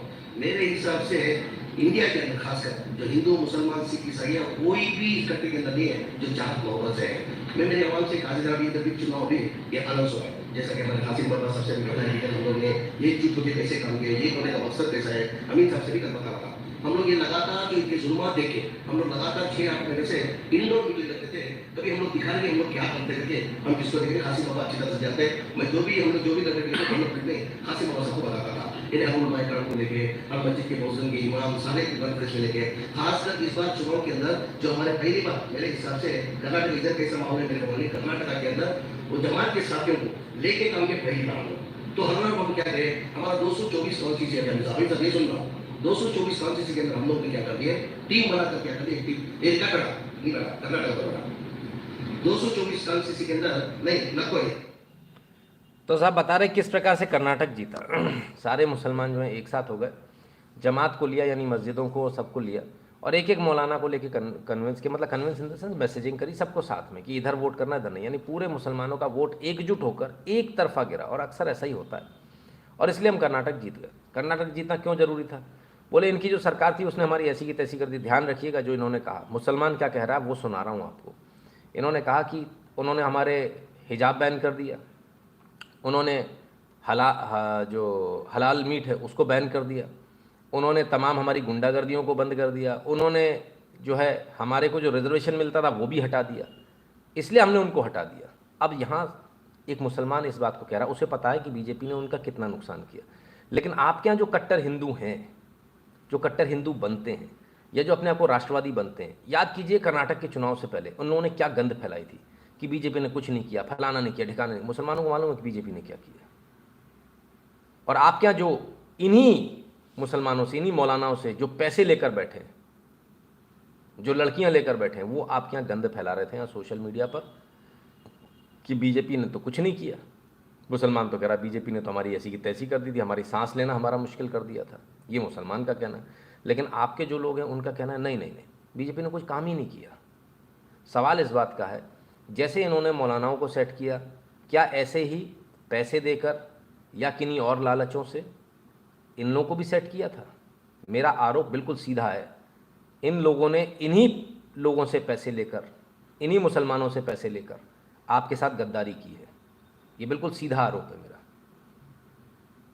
वरना ऐसा नहीं हो सकता कि पूरी दुनिया को पता है कि बीजेपी क्या कर रही है और आप बिल्कुल उल्टा बता रहे हो दुनिया को। ऐसा नहीं हो सकता, ये सिर्फ पैसे के लालच से हो रहा है। अभी कल परसों मुझे किसी ने मैसेज भी किया था, फलाने को क्या हो गया, मैंने कोई जवाब ही नहीं दिया, क्या बोलना है जब हम लाइव में लगातार बोलते हैं। ये सारे लोग जो है पैसे के लालची लोग हैं, ये वो लोग हैं जो किले के दरवाजे अंदर से खोल देते हैं पैसों की खनक पर या फिर पेटीकोट के नाड़े पर। स्पष्ट बात है एकदम, दो ही चीज़ों से ऐसा होता है। तो खैर ये सुन लें, समझ लें, अच्छी तरह चुन लें। देश के लिए जो अच्छा नहीं है वो आपने किया और देश के लिए जो अच्छा था वो बीजेपी ने किया। बट वेरी सरप्राइजिंग कि लोग इसके बाद भी लोगों ने झूठ बोला। ठीक है, पैसा बहुत है सर इनकी जमात के पास में, पैसा तुरंत फेंकते, उन्हें मालूम है बिकने वाले आप लोग हैं तो बिक भी जाते, उसका वो फ़ायदा भी उठाते। खैर क्या ही कहें, चलिए आगे चलते हैं और कुछ और न्यूज़ भी लें। लेकिन उससे पहले एक बार फिर याद दिला दें, QR कोड आपको अपना पेमेंट करना है, वो पेमेंट कर दीजिएगा। जिन लोगों ने अब तक नहीं किया पुराने पेमेंट बकाए कृपया वो भी कर दें। 8770720196 पर गूगल पे, पेटीएम, फ़ोनपे के माध्यम से भी और QR कोड को स्कैन करके भी n.shukla@UPI के माध्यम से भी कर सकते हैं। जो भारत के बाहर है वो patreon.com/nitin या फिर paypal.in/nitin GWL पर जाकर ध्यान से अपना अपना पेमेंट कर दें। राइट, चलिए आगे चलते हैं और एक तस्वीर दिखाते हैं। ये तस्वीर कल से वायरल है। Indian origin Israeli soldier sergeant Hillel Solomon 20 साल के थे। ये गाज़ा में इनकी मृत्यु हुई। ये लड़ रहे थे, इजराइल की तरफ से लड़ रहे थे। इजराइल के लोगों ने बड़ा इस्तकबाल किया है, इजराइल के लोगों ने सैल्यूट किया है इनको और ब्रदर्स इन आर्म्स कहा है भारत और इजराइल को। तो सवाल इस बात का, क्या हमको भी इसको लेकर आगे चलना चाहिए? मुझे नहीं लगता कि हमको सिर्फ इस बात से लेकर चलना चाहिए कि इंडियन ओरिजिन है। 2-3 चीज़ें बड़ी स्पष्ट हैं। क्या किसी ने हमारे देश के लिए कुछ किया, भले ही विदेश में हो, हमारे देश के लिए कुछ करते हुए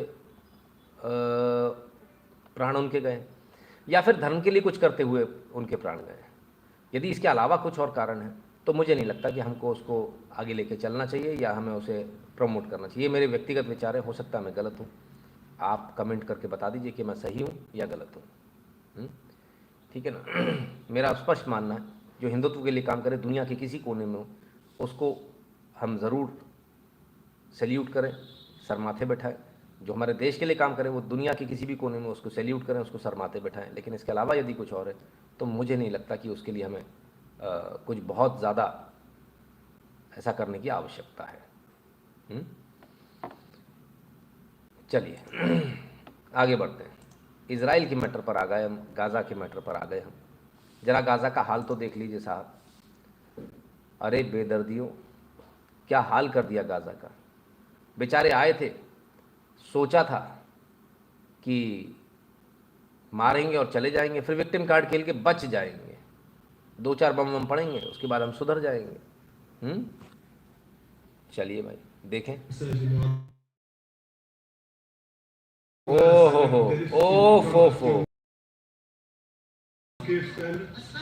वही तुम क्या करती होती भाई साहब। ये कभी शहर होता था, कभी लोग यहाँ रहा करते थे। हो रे हूरें कम पड़ गई भाई साहब। हाँ, क्या कह रहे हो भैया, सुनो। ये हुआ सुगर था वो सुगर आई हुआ। अरे बाप रे बाप, अरे रे रे रे हैं। ये जो आज विक्टिम कार्ड खेलने की नौटंकी कर रहे हैं, ये वही लोग हैं जो कल मिठाइयां बांट रहे थे सड़कों पे जब बच्चों के सिर काटे गए थे, जब बच्चों को ओवन में पका दिया गया था। ये उन्हीं आतंकवादियों के घर हैं। और आप सुनिए, कान खोलकर सुनिए। जब इजराइल ने उनकी टनल्स को, जो उन्होंने सुरंगें बना रखी, उनको टारगेट किया, पूरी जानकारी इजराइल के पास थी, जब उसको टारगेट किया तब इन्होंने क्या किया, हमास के आतंकवादियों को अपने घरों में छुपाया और सारी ऐशो आराम दी, वो भी रात वाली भी, कि तुम बहुत अच्छा काम कर रहे हो, तुम तो ऐसा कर रहे हो, वैसा कर रहे हो, आओ फ्री। शायद वो कोई है मियाँ खलीफा, उसने भी शायद ऐसे कर दिया था, जितने भी जिहादी हैं उनके लिए फ्री है। वो तो 8 लेन हाईवे है, उसका क्या करें, है ना। तो खैर तो यहाँ पर भी यही चल रहा था, अपने घरों में छुपाया जा रहा था साहब। और घरों में छुपाने के बाद जब आतंकवादी अगर घरों में छुपे और घरों में से रॉकेट लॉन्चर से फायर कर रहे हैं बालकनी से, तो क्या करेगा सामने वाला? रॉकेट खाएगा। इसलिए बहुत अच्छा किया, और मैं कहता हूँ कि बिल्कुल सही किया। आपको सही लगा या नहीं ये भी बताइएगा, लेकिन हमारे नज़र में तो बिल्कुल सही किया। हमें नहीं लगता कि इसमें कहीं कोई गलत है या किसी प्रकार का कोई विक्टिम कार्ड जिसको खेलना वो खेलता रहे, उससे कोई फ़र्क नहीं पड़ता। लेकिन रियलिटी ये है कि वहाँ से छुपकर घरों के बीच में से फायरिंग हो रही थी और उसका ये नतीजा है। अब एक वीडियो आया जिसको आपको सुनना चाहिए, मैं आपको उसका रूपांतर बताऊंगा, हिंदी रूपांतर क्या उन्होंने कहा।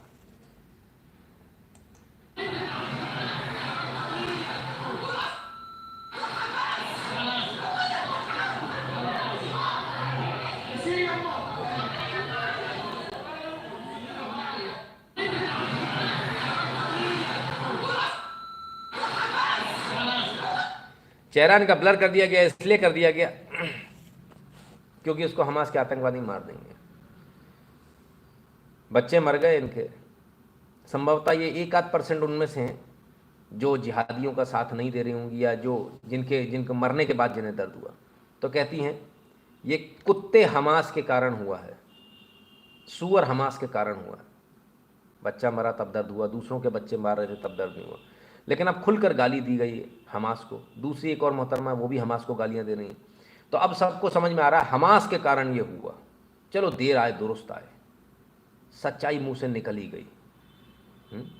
और ऐसे जो लोग हैं यही गाज़ा को सही रास्ते पर ला सकते हैं, जो सच्चाई के साथ आए, जो सच के साथ आए।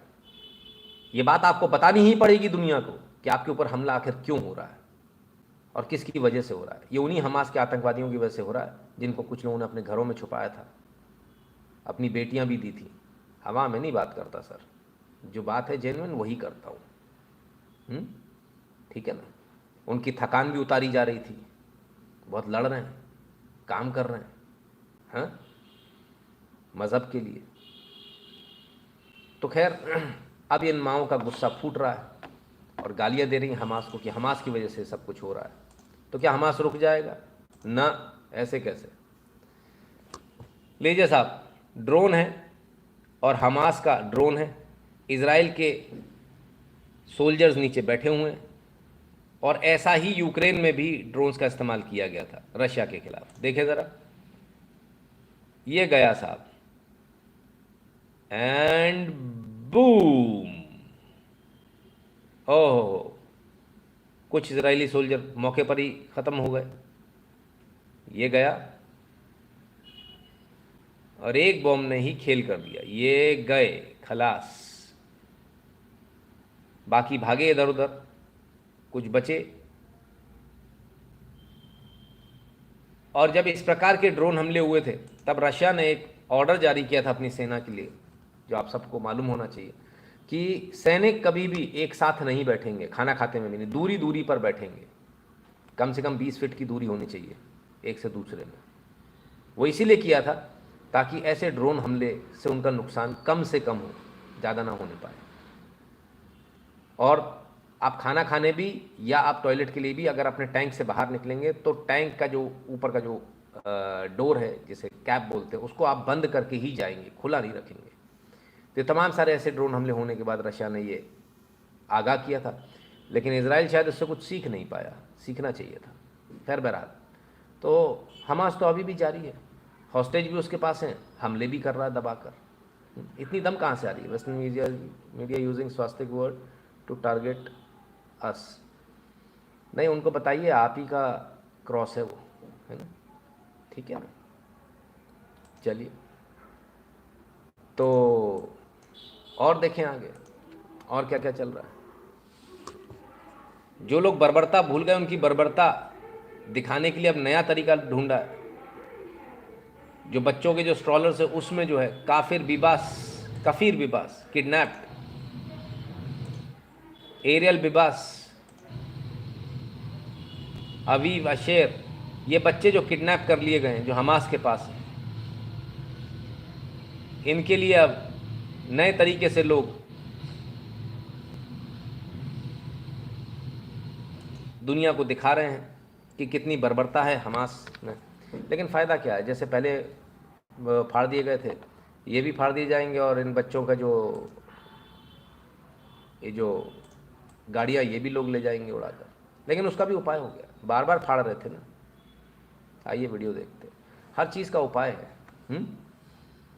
चलिए, इस वीडियो को देख के मज़ा ना आए तो मतलब लाइव का मज़ा ख़त्म है।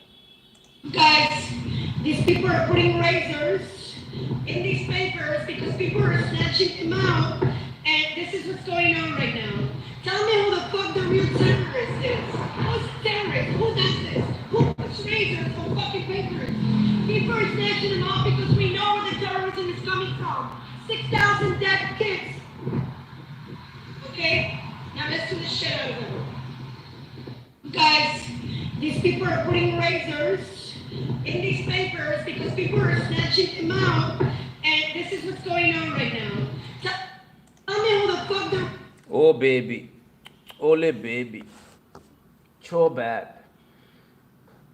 पोस्टर्स को उखाड़ रहे थे धाए धाए करके, लोग भी स्मार्ट हो गए, उनने कॉर्नर पे ब्लेड को तोड़ तोड़ के आधे आधे ब्लेड लगा दिए। अब तुम जैसे ही पकड़ के खींचोगे हाथ कट जाओ। Oh my God guys, who does this? हैं? ओ गाइस, आतंकवादीज, हु डज दैट? हैं? अपना भूल गए।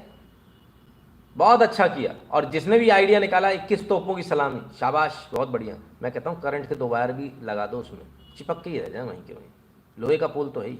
हाँ, कम बखत आप किसी का पोस्टर ऐसे कैसे फाड़ सकते हो? गुंडाई चल रही है, दादागिरी चल रही है। बहुत बढ़िया किया, बहुत अच्छा। आप सबको पसंद आया कि नहीं आया? पर खैर, हमास इसके बाद भी रुकने को तैयार नहीं है। यमन ने कह दिया था कि हम तो हमला करेंगे अपनी तरफ से। यमन ने एक नया वीडियो भी जारी किया है और पूरी तैयारी के साथ उसका कहना है कि हम फ़िलिस्तीन यानी गाज़ा यानी हमास के साथ हैं।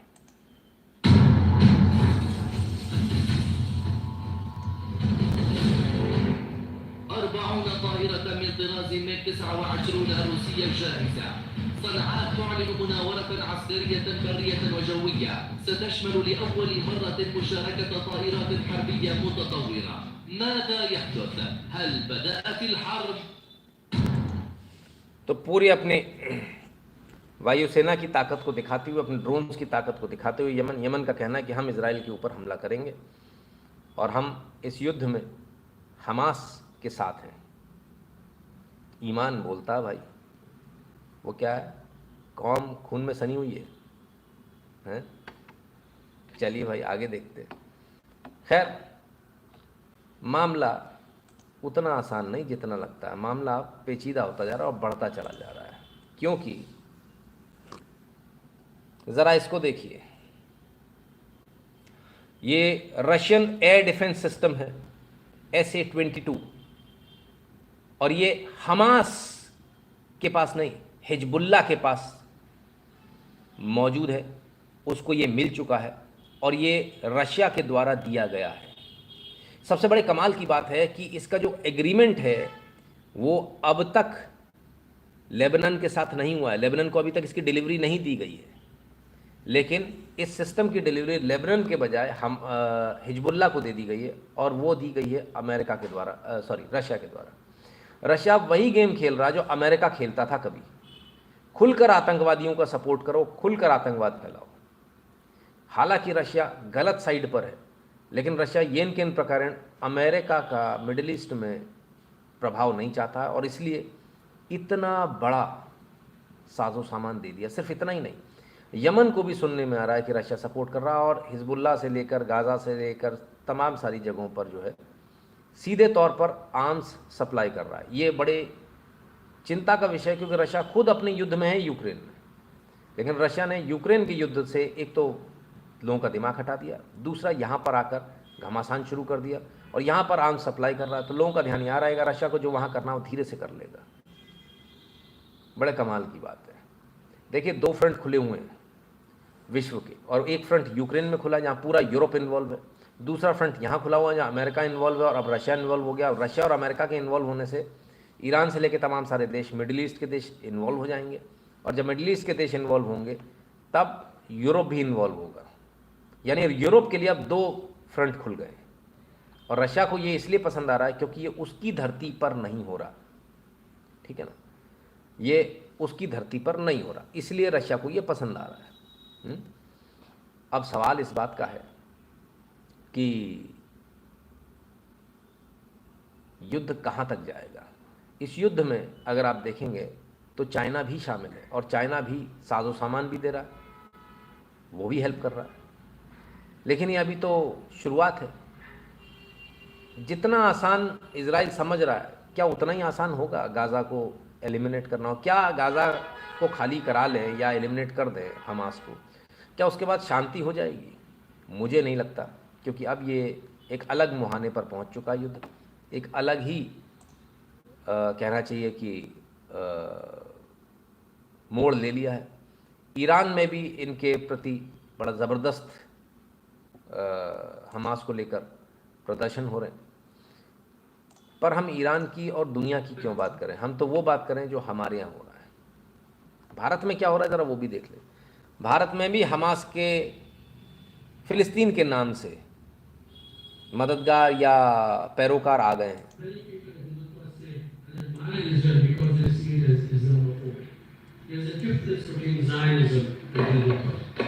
Both are racist and exclusivist forms of nationalism. But many people in Hindutva say and admire Israel because they see it as Islamophobic. There's a difference between Zionism and Hindutva. Both are racist and exclusivist forms of nationalism. But Zionism is not anti-Muslim. It is anti-Palestinian. Can you understand here? But it is happy to piggyback on current Islamophobia. Hindutva is fundamentally and foundationally anti-Muslim and anti-Islamic. Programs of journalists, please forget about this.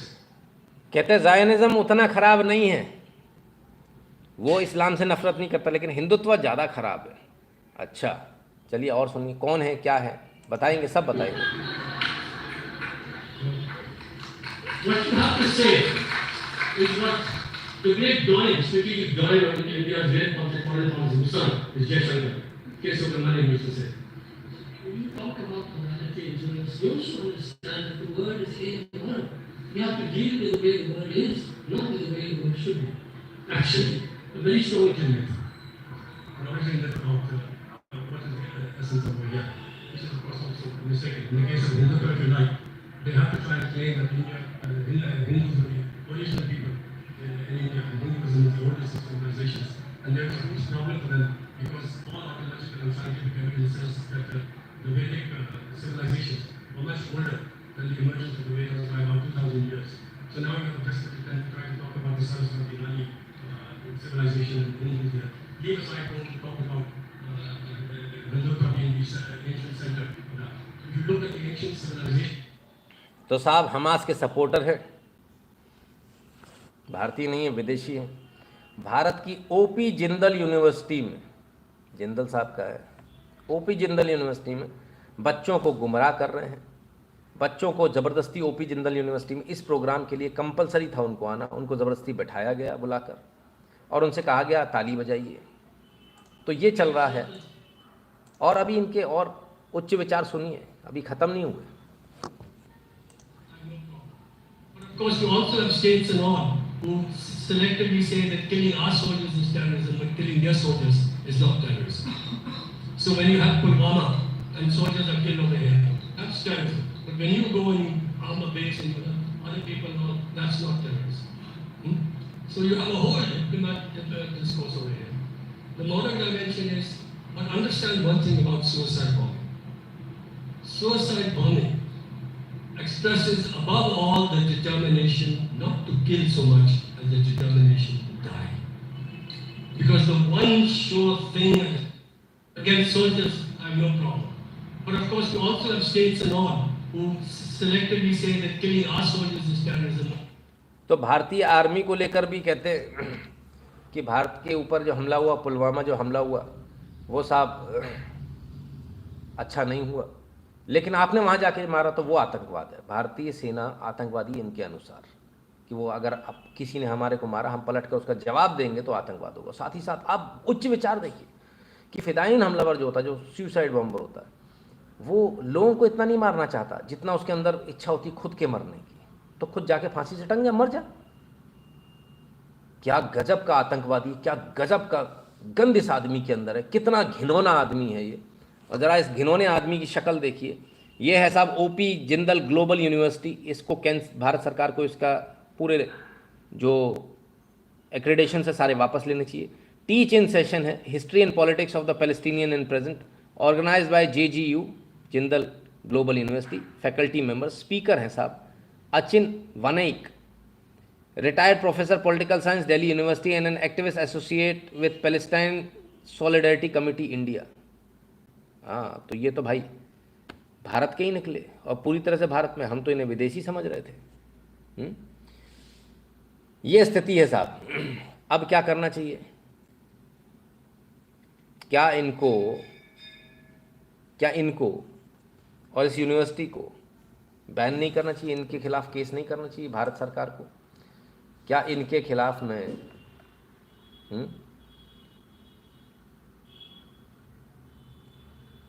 मुकदमा नहीं होना चाहिए?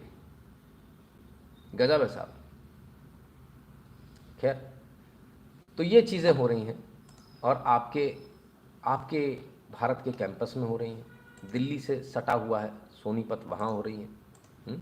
बहुत चिंता का विषय है कि सोनीपत में ये सब कुछ हो रहा है, बहुत चिंता का विषय है। और भी सुने।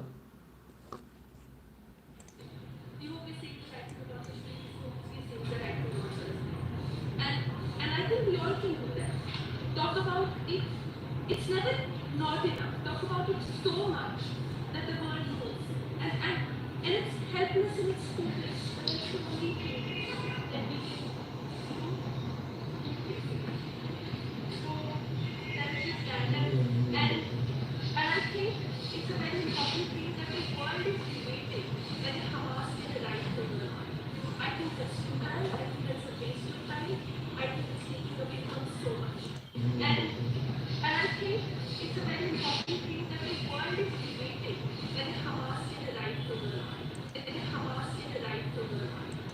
ओहो, हमास के बारे में बात मत करो।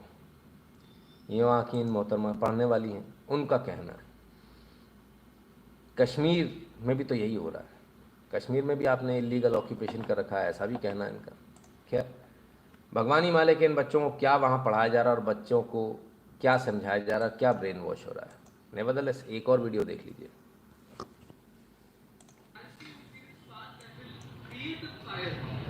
That will liberate all the.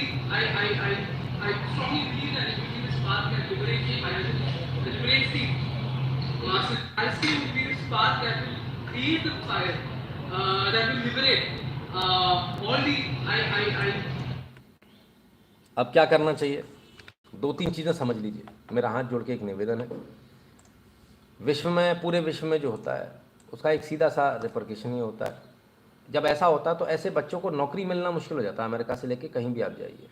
तो मेरा तमाम सारे कॉर्पोरेट जगत से और तमाम सारे लोगों से निवेदन है, दो तीन चीज़ें हम कर सकते हैं, और वो ये कि इस यूनिवर्सिटी के पास आउट बच्चों को हम अपने यहाँ नहीं लेंगे। पहली बात, जिसमें ऐसा पढ़ाया जाता है, और ऐसी तमाम सारी यूनिवर्सिटीज़। और साथ ही साथ जिंदल के, खासकर ओपी जिंदल ग्रुप के, क्योंकि जिंदल तो बहुत सारे हो सकते हैं, ये ओपी जिंदल ग्रुप जो है, इसके जो भी प्रोडक्ट्स हैं हम उनको इस्तेमाल नहीं करेंगे, और ना ही इनकी कंपनी का कोई रॉ मटेरियल कच्चा माल लेंगे। 2 पैसे महंगा लेंगे पर दूसरे से ले लेंगे, अब इनसे नहीं लेंगे, है ना। Let them face the heat. देश के साथ गद्दारी की कीमत तो चुकानी होगी। जब तक आप घुटनों पर आकर नाक रगड़कर माफ़ी नहीं मांगोगे तब तक तो ये करना पड़ेगा, और सरकार को चाहिए कि वो ऐसी यूनिवर्सिटीज़ को बंद करे।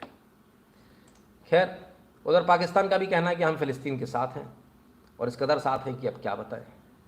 बहुत गुस्से में है पाकिस्तान, और कहते हैं हम फ़िलिस्तीन के साथ हैं, और हम ओ अरे भाई साहब, पैराग्लाइडिंग शो था पाकिस्तान की सेना का। ये हैं साथ फ़िलिस्तीन के, मतलब अपना तो भट्टा बैठा, उनका भी बैठा देंगे।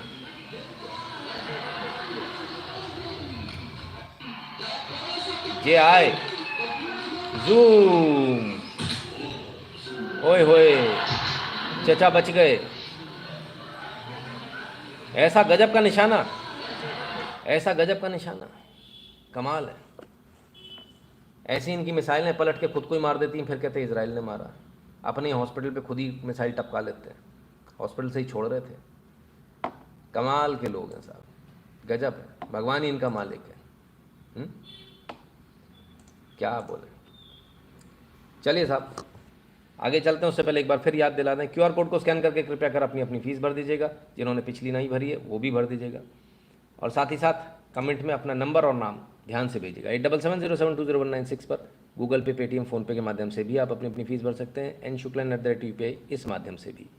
जो भारत के बाहर हैं वो patreon.com/नितिन शुक्ला या फिर paypal.me/नितिन शुक्ला GWL पर जाकर ध्यान से अपनी अपनी फ़ीस भर दें, और t.me/शुक्ला से सब लोग जुड़ जाए। जो भी लोग लाइव देख रहे हैं, चाहे वो फ्री में देख रहे हो या एग्जाम्प्टेड कैटेगरी में, जो भी हो, सभी लोग इस इस लिंक से ज़रूर जुड़ जाए, टेलीग्राम के इस चैनल से ज़रूर जुड़ जाए। अब तो ये 2 वे है, आप इस पर बात भी कर सकते हैं। चलिए अब थोड़ा आगे चलते हैं और आगे चल के देखें कि क्या चल रहा है देश और दुनिया में, भारत के अंदर क्या चल रहा है। करवा चौथ हिंदुओं का त्यौहार है, मुस्लिम के अभी कई त्यौहार निकले, उसमें हमने कई फतवे देखे जहाँ उन्होंने स्पष्ट रूप से लिखा कि काफिरों से माल नहीं खरीदना है, सिर्फ और सिर्फ अपने मोमिन भाइयों से माल खरीदना है। लेकिन यहाँ पर करवा चौथ पर क्या चल रहा है ज़रा वो देखें, क्या गुंडाई चल रही है ज़रा वो देखें। हाँ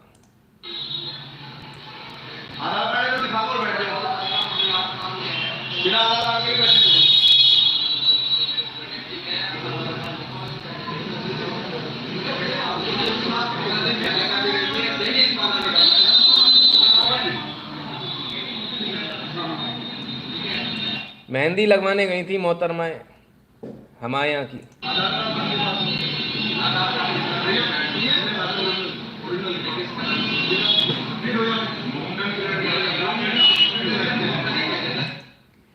साहब मुस्लिम लड़कियों से मेहंदी लगवा रही, लड़कियां छोड़ दीजिए, मुस्लिम लड़कों से भी मेहंदी लगवा रही, हाथ पकड़ाती हैं, इधर भी उधर भी टैटू बना दो मेहंदी का। मॉल में देख लेना जाके, नंगा पर ना दिख जाए मेरा नाम बदल देना आप, जितने ही मॉल में आप जाओ। ये तो मार्केट के अंदर कुछ लोग पहुँचे, इनका कहना है कि हिंदू महिलाओं से ही आप लगवाइए। यूपी के मुजफ्फरनगर का ये घटना है। ये जितनी महिलाएं बैठी हैं इनको ये भी नहीं मालूम कि जिनसे आप मेहंदी लगवा रहे हो, जिस सुहाग के लिए आप ये मेहंदी लगवा रहे हो, उस सुहाग को ही साफ करने का काम कल हो जाएगा इसी मेहंदी के पैसे से। ठीक है ना, कोई गलती नहीं थी किसी की। कन्हैया टेलर अपना काम करता था, उसे पता भी नहीं था कि कब कौन आके गर्दन नाप जाएगा। ऐसे ही आपके पति की भी किसी दिन नपेगी। अपनी आंखें खोलिए, है ना।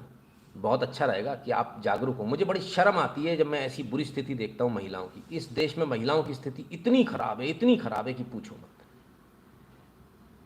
कुछ सुनने कोई तैयार नहीं है, कुछ दिमाग है ही नहीं, और दूसरे की सुननी भी नहीं है। सबसे बुरा हाल पूरे विश्व की महिलाओं में अगर किसी का है तो हिंदू महिलाओं का है। सबसे बुरा हाल है। जागरूकता के नाम पे जीरो, धर्म के नाम पर जीरो, कर्म के नाम पर देश के प्रति धर्म के प्रति जीरो, और सब इनसे नौटंकियां करवा लो। खैर बहुत बुरा हाल है। और जो हिंदू महिलाएं इनको जागरूक करने की कोशिश करती हैं उनको गालियां दी जाती हैं। कमाल है। उधर वो बॉयकॉट कर रहे हैं, पर बॉयकॉट भी कैसा, जरा वो भी देख लें।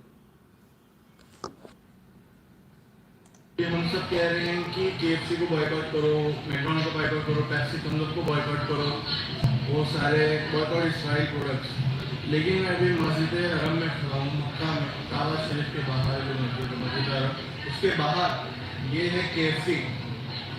यहाँ पे ये KFC है और यहाँ पे कोई गैर नहीं है, सारे के सारे मुस्लिम ही हैं। और KFC की लाइन लोग कैसे शौक से खा रहे खरीद के, तो सारी लाइन लगी हुई है पूरी की पूरी KFC में, सारे लोग खा रहे हैं। जो चीज़ यहाँ पे लोग चाहते हैं कि 1 मिनट का काम नहीं होगा बैन करना, लेकिन वो नहीं कर रही है सऊदी हुकूमत। क्यों नहीं कर रही, इस बारे में सोचिए। मैकडॉनल्ड्स वगैरह काफ़ी मैं सारी चीज़ें आपको दिखाता हूँ।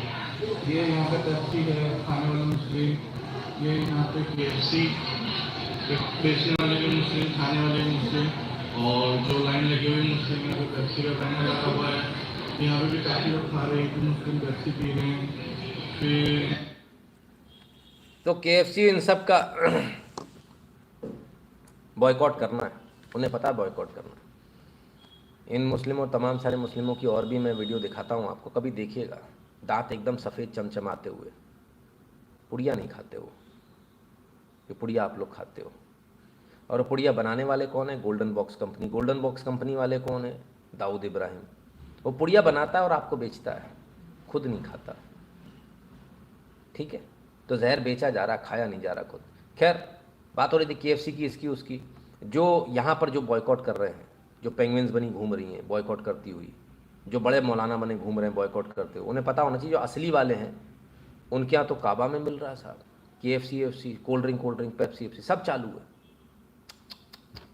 क्या हो गया, गलत हो गया कुछ? दे बहुत बहुत बुरा हाल है। चलिए इसी वीडियो को एक बार, इसको नहीं, इससे पहले वाले को दोबारा देखते हैं।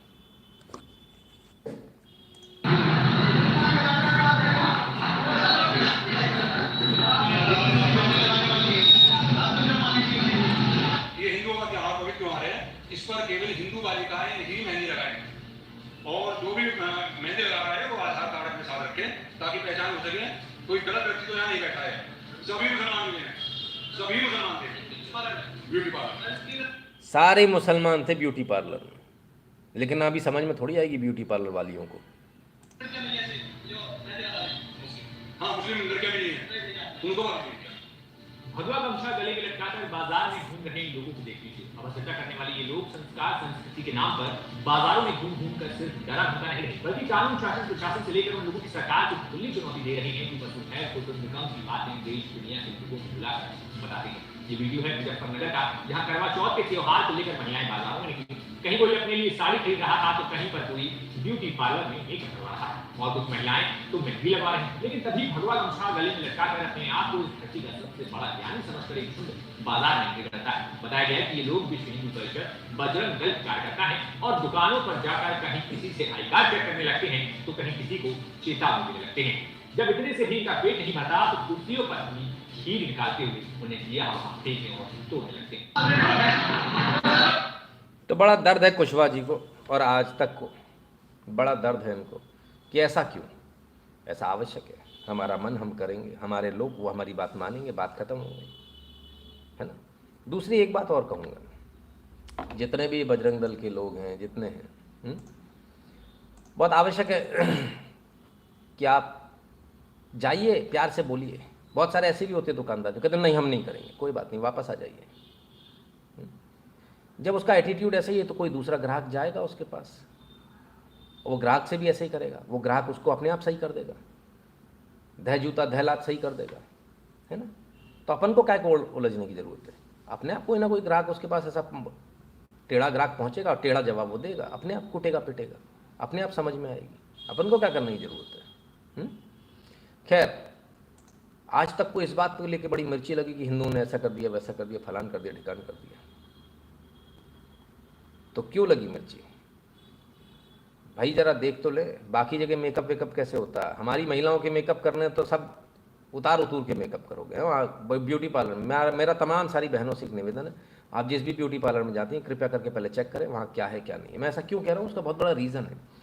यही ब्यूटी पार्लर से जो असल केस हुए, मैं उन्हीं केसों के आधार पर आपसे कह रहा हूँ। इन्हीं ब्यूटी पार्लर्स पर क्या होता मैं बता दूँ। एक महिला, जो रियल केस में बता दूँ, एक महिला ब्यूटी पार्लर में जाती थी, कंटिन्यूस जाती थी, अच्छे संभ्रांत परिवार की थी और शादीशुदा थी, उसे कोई प्रॉब्लम नहीं थी। मन को कैसे भरा जाता है, एक शोहदा उसके आगे पीछे चक्कर लगाया मोटरसाइकिल से और अंदर जो ब्यूटी पार्लर में काम कर रहे, दीदी वो आया है तो बड़ा आप इतनी सुंदर दिखती हो, देखो वो चक्कर लगा रहा है, कल भी आया, परसों भी आया। अब शुरुआत में तो ये हुआ रहा ऐसे वैसे, फिर उस महिला को भी लगा कोई आता है तो चेक करूँ आता है कि नहीं। फिर दोबारा ब्यूटी पार्लर गए, उसने धीरे धीरे करके कंसोल करना, मतलब कन्विंस करना शुरू किया, अरे आप इतनी सुंदर हो, इतने चक्कर लगाता, अरे बात कर लो दीदी, बड़ा परेशान है।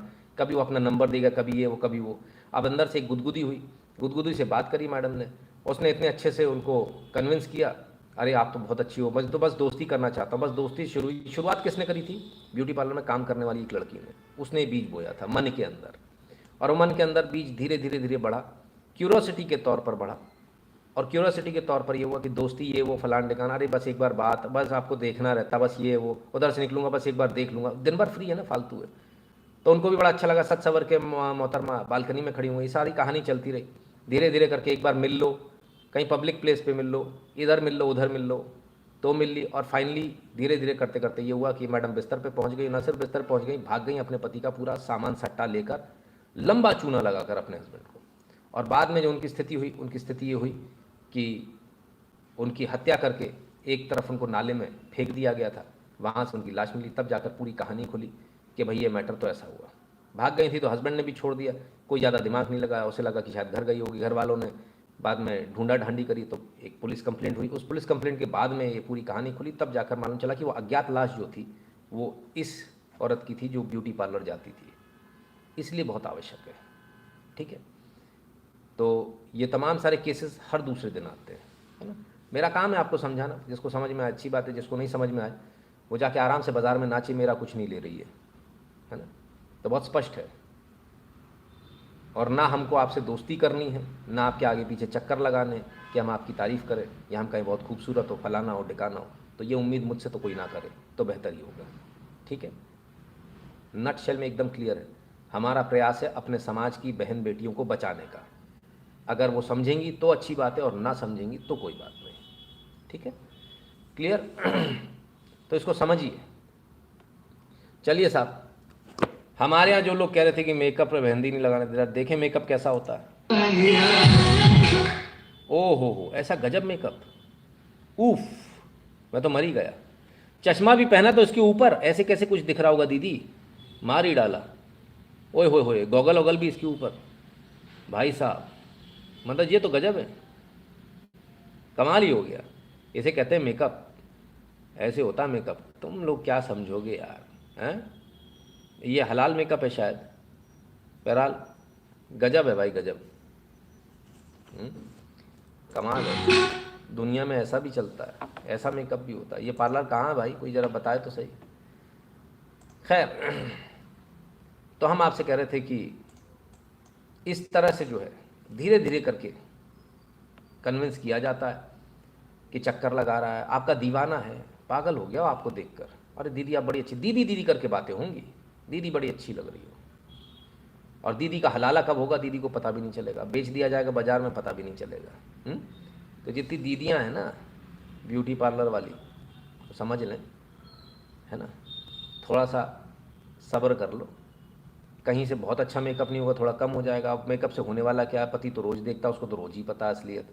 पर फिर भी जिसका शौक़ है सजने संवरने का, खूब सजो खूब संवरो, वही मनाही नहीं है, पर थोड़ा सा सेफ्टी अपनी रख लो, है ना। चलिए साहब, क्यों हम बोल रहे हैं, बच्चे की उम्र देखिए और इस महिला की उम्र देखिए।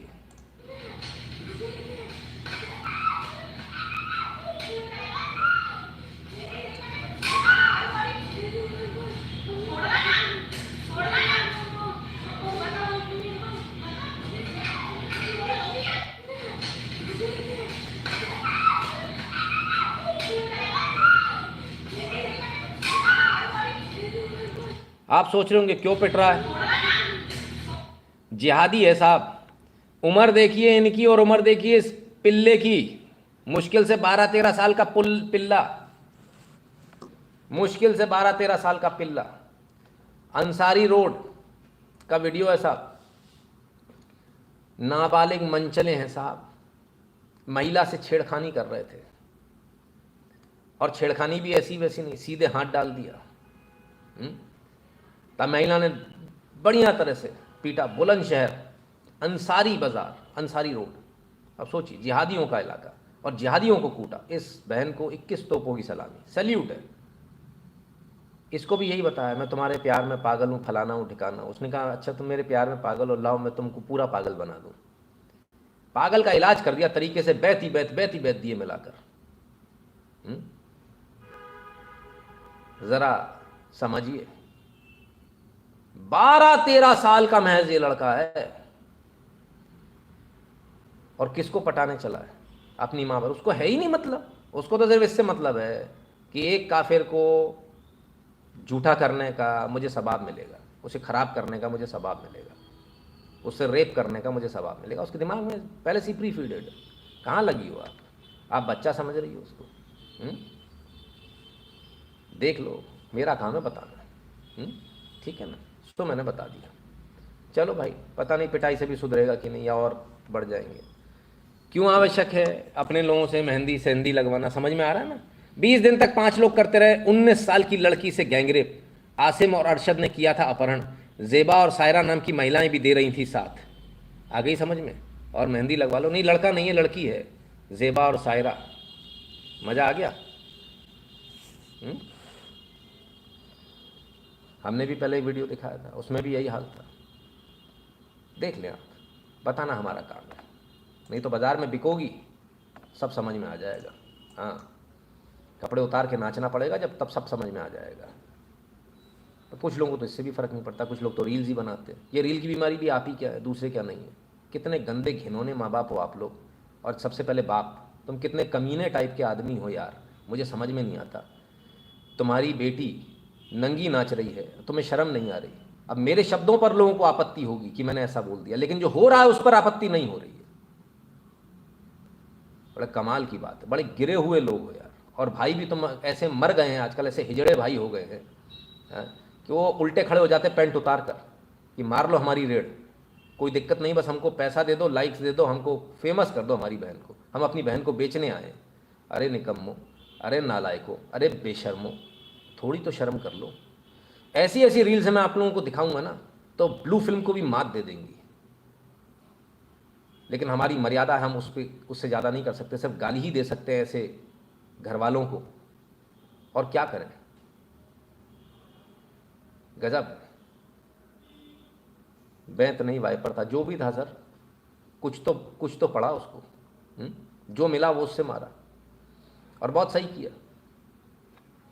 चलिए,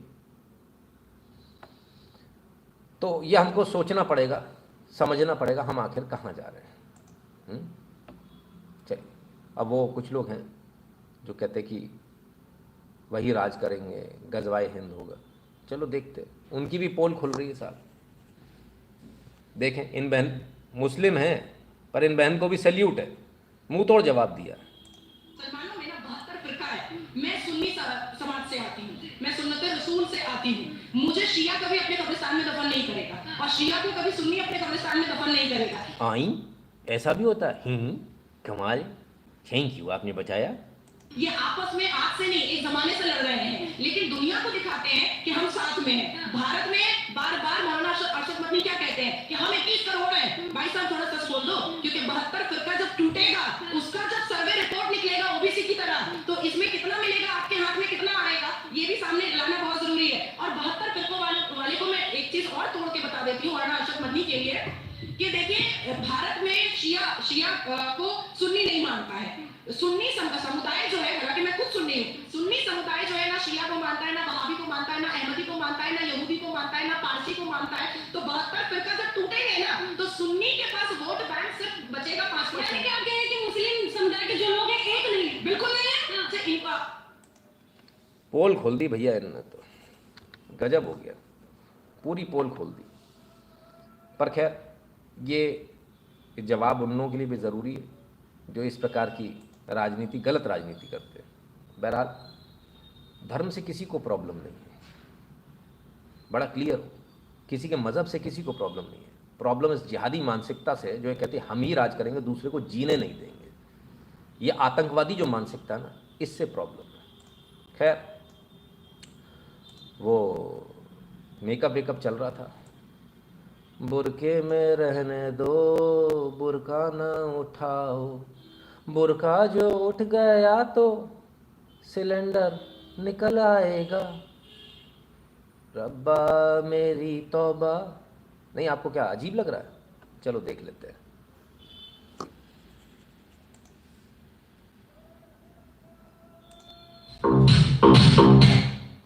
वाह, ये है बात। ऐ बुरका नशी तू भी कभी सिलेंडर छुपा कहीं से। सिलेंडर भाई साहब, सिलेंडर मैं केरिया भाईजान, सिलेंडर कौन ले जाता है? अभी गप होगा अंदर, ले हो। हाँ, इतना बड़ा सिलेंडर जिग गया भाई साहब। ओए होए, जी बात ढिच गया हूँ, सिलेंडर अंदर, अब नहीं मिल रहा भाई साहब, सिलेंडर गायब। भाई साहब, मैं केरिया था, सिलेंडर गायब हो गया, मैडम सिलेंडर डाल के ले गई। ओए होए, पकड़ में आ गई। अरे भाई साहब, रैपट दी। अरे भाई साहब, ओए होए होए होए, सिलेंडर बच गया भाई साहब। मैं केरिया भाईजान, ये ऐसी चोरी कौन करता है? मतलब सिलेंडर के सिलेंडर, हैं? ऐसा कौन करता है यार? खैर, गजब हो रहा है साहब, पूरा सिलेंडर, कमाल है, गजब कैपेसिटी है भाई उठाने की। इतना भारी सिलेंडर उठ गया, कमाल है। अब क्या कहूँ, मतलब निशब्द हूँ भाई साहब, मेरे को तो खुशी के मारे आंखों में आंसू आ रहे हैं, लेकिन उस अफसोस चोरी हो नहीं पाई, आखिरी समय पर पकड़ी गई। चलो भाई कोई नहीं। देखो भैया देखो, सीधी सी बात है, मैं कह रही हूँ भाईजान, आप लोग मोमिनों को बदनाम कर रही हो, ये सी नहीं है चोरी करते, हम जहाँ जानते वहाँ पे नमाज पढ़ते हैं। भाईजान को किसी ने बता दिया रास्ते रास्ते जहाँ वहाँ नमाज पढ़ो, तो उससे अपना जो मज़हब जो है उस स्ट्रॉन्ग होता है। भाईजान गए नमाज पढ़ने, ओ माय गोड्स, भाईजान एलिवेटर था, एस्केलेटर था, सॉरी नॉट एलिवेटर, एस्केलेटर पे भाईजान गए थे नमाज पढ़ने। उन्हें लगा यहाँ पे जाके ओए ओए ओए, अरे चप्पल तो देते, मेरी गरीब आदमी हूँ, चप्पल रह जाएगी मेरी, आय हाय हाय हाय, ओफ ओफ ओफ। मैं कह रिया भाईजान काफिरों का बनाया हुआ है सीढ़ियाँ, ऊपर की तरफ चल गई, अल्लाह मियाँ के पास ले जा रही सीढ़ियाँ। मैं कह रिया हूँ हाँ, नमाज पढ़ने के लिए जूते चप्पल उतारे, बस उतनी में ही मैं कह रिया कि बिना चप्पलों के जाऊँगा, जूतों की जाऊँगा, अल्लाह मियाँ गुस्सा हो जाएंगे, पहले जूते चप्पल। हाँ कमाल है साहब, एस्केलेटर पे कौन नमाज पढ़ने जाता है यार, हैं? झपट्टा मार के उन्होंने अपनी चप्पल वापस पकड़ी, जूते चढ़ छूट जाते, खेल हो जाता। कमाल है, गुस्सा मत हुआ करो यार, मैं क्या करूँ, आता है सामने वो दिखा देता हूँ आप लोगों को, मेरा काम है। खैर एक न्यूज़ हमने आपको दिखाई थी, वो आईब्रोज वाली, उफ, हाँ वो क्या था, ये काली काली आँखें तुरुरु तुरुरु, ये काला काला हिजाब। किसने बोला था कि तुम इसको हिजाब को उठा के अपने पति को उतार के जो है अपनी आंखें दिखाओ। तलाक मिल गया साहब। Upset with wife's eyebrow, man gives her triple talaq from Saudi Arabia over video call. ओइला 2 नवंबर 1:53 आ गई सर, न्यूज़ आ गई। जो अपन ने दिखाया था वो न्यूज़ बन गई और ये न्यूज़ आई, हर बड़े छोटे चैनल पर, सब पर ये चला। कल तक सो रहे थे लोग, लेकिन लोगों को इसके बाद याद आया कि नहीं, इसको भी चलाना चाहिए, ये एक अच्छी न्यूज़ है, अच्छी बात है। श्वेता कंथरा जी, बहुत बहुत धन्यवाद श्वेता जी। तो ये कुल मिलाकर जो आपको न्यूज़ यहाँ बताई जाती है, पूरी जिम्मेदारी के साथ हम आपको न्यूज़ देते हैं और उम्मीद करते हैं आपको भी न्यूज़ पसंद आती होगी। और यदि आपको न्यूज़ सही लगती है, पसंद आती है, तो फिर हाँ कहते ही गड़बड़ है भाई, QR कोड से पेमेंट करना पड़ेगा ना दादा, ऐसे थोड़ी काम बनेगा। आप सोचो छुप जाओ कोने में रजाई में, ना ना ना ना, ऐसा नहीं हो सकता, पेमेंट करना पड़ेगा भाई। QR कोड को स्कैन करके अपना अपना पेमेंट कर दीजिएगा, अपना नाम और नंबर साथ में भेजिएगा 8770720196 इस नंबर पर गूगल पे, पेटीएम, फ़ोनपे के माध्यम से भी आप अपना अपना पेमेंट कर सकते हैं। nshukla@UPI UPI का एड्रेस है, इस पर भी कर सकते हैं। जो भारत के बाहर है वो patreon.com/nitin-shukla या फिर paypal.me/nitin-shukla पर जाकर ध्यान से अपना अपना पेमेंट कर दें। ऑलराइट, चलो भाई आगे चलें। ले लूँ थोड़ी सी और न्यूज़ या बाद में लेते हैं, समय हो गया बहुत। तो शाम को प्रयास करेंगे लाइव आने का और प्रयास करेंगे आपको पूरी न्यूज़ देने का। तो मित्रों ये था आज का लाइव, आप सबने अपना कीमती समय दिया इसलिए बहुत बहुत धन्यवाद। कल फिर मिलेंगे, शाम को प्रयास करेंगे मिलने का, नहीं तो फिर कल मिलेंगे बहुत सारी न्यूज़, बहुत सारे एनालिसिस के साथ। तब तक के लिए स्वस्थ रहिए, मस्त रहिए, अपना खूब सारा ख्याल रखिए और भगवान की कृपा आप सब पर बनी रहे। एक वोटिंग करा देंगे, मेरा निवेदन उन लोगों से है जो भारत के बाहर रहते, वो कृपया उस वोटिंग में भाग लें और ये बताएं कि कौन सा टाइम उनको ज़्यादा सूटेबल है, ये वाला सुबह वाला या फिर रात वाला। जो लोग बाहर हैं, जो लोग विदेश में, कृपया कर वो जल्दी से यस और नो लिख दें। इस लाइव के बाद भी लिख सकते हैं, है ना, तो बाद में लिखिएगा तो ज़्यादा अच्छा रहेगा। बहुत बहुत धन्यवाद आप सभी का। स्वस्थ रहिए, मस्त रहिए, अपना खूब सारा ख्याल रखिए और भगवान की कृपा आप सब पर बनी रहे। बहुत बहुत धन्यवाद।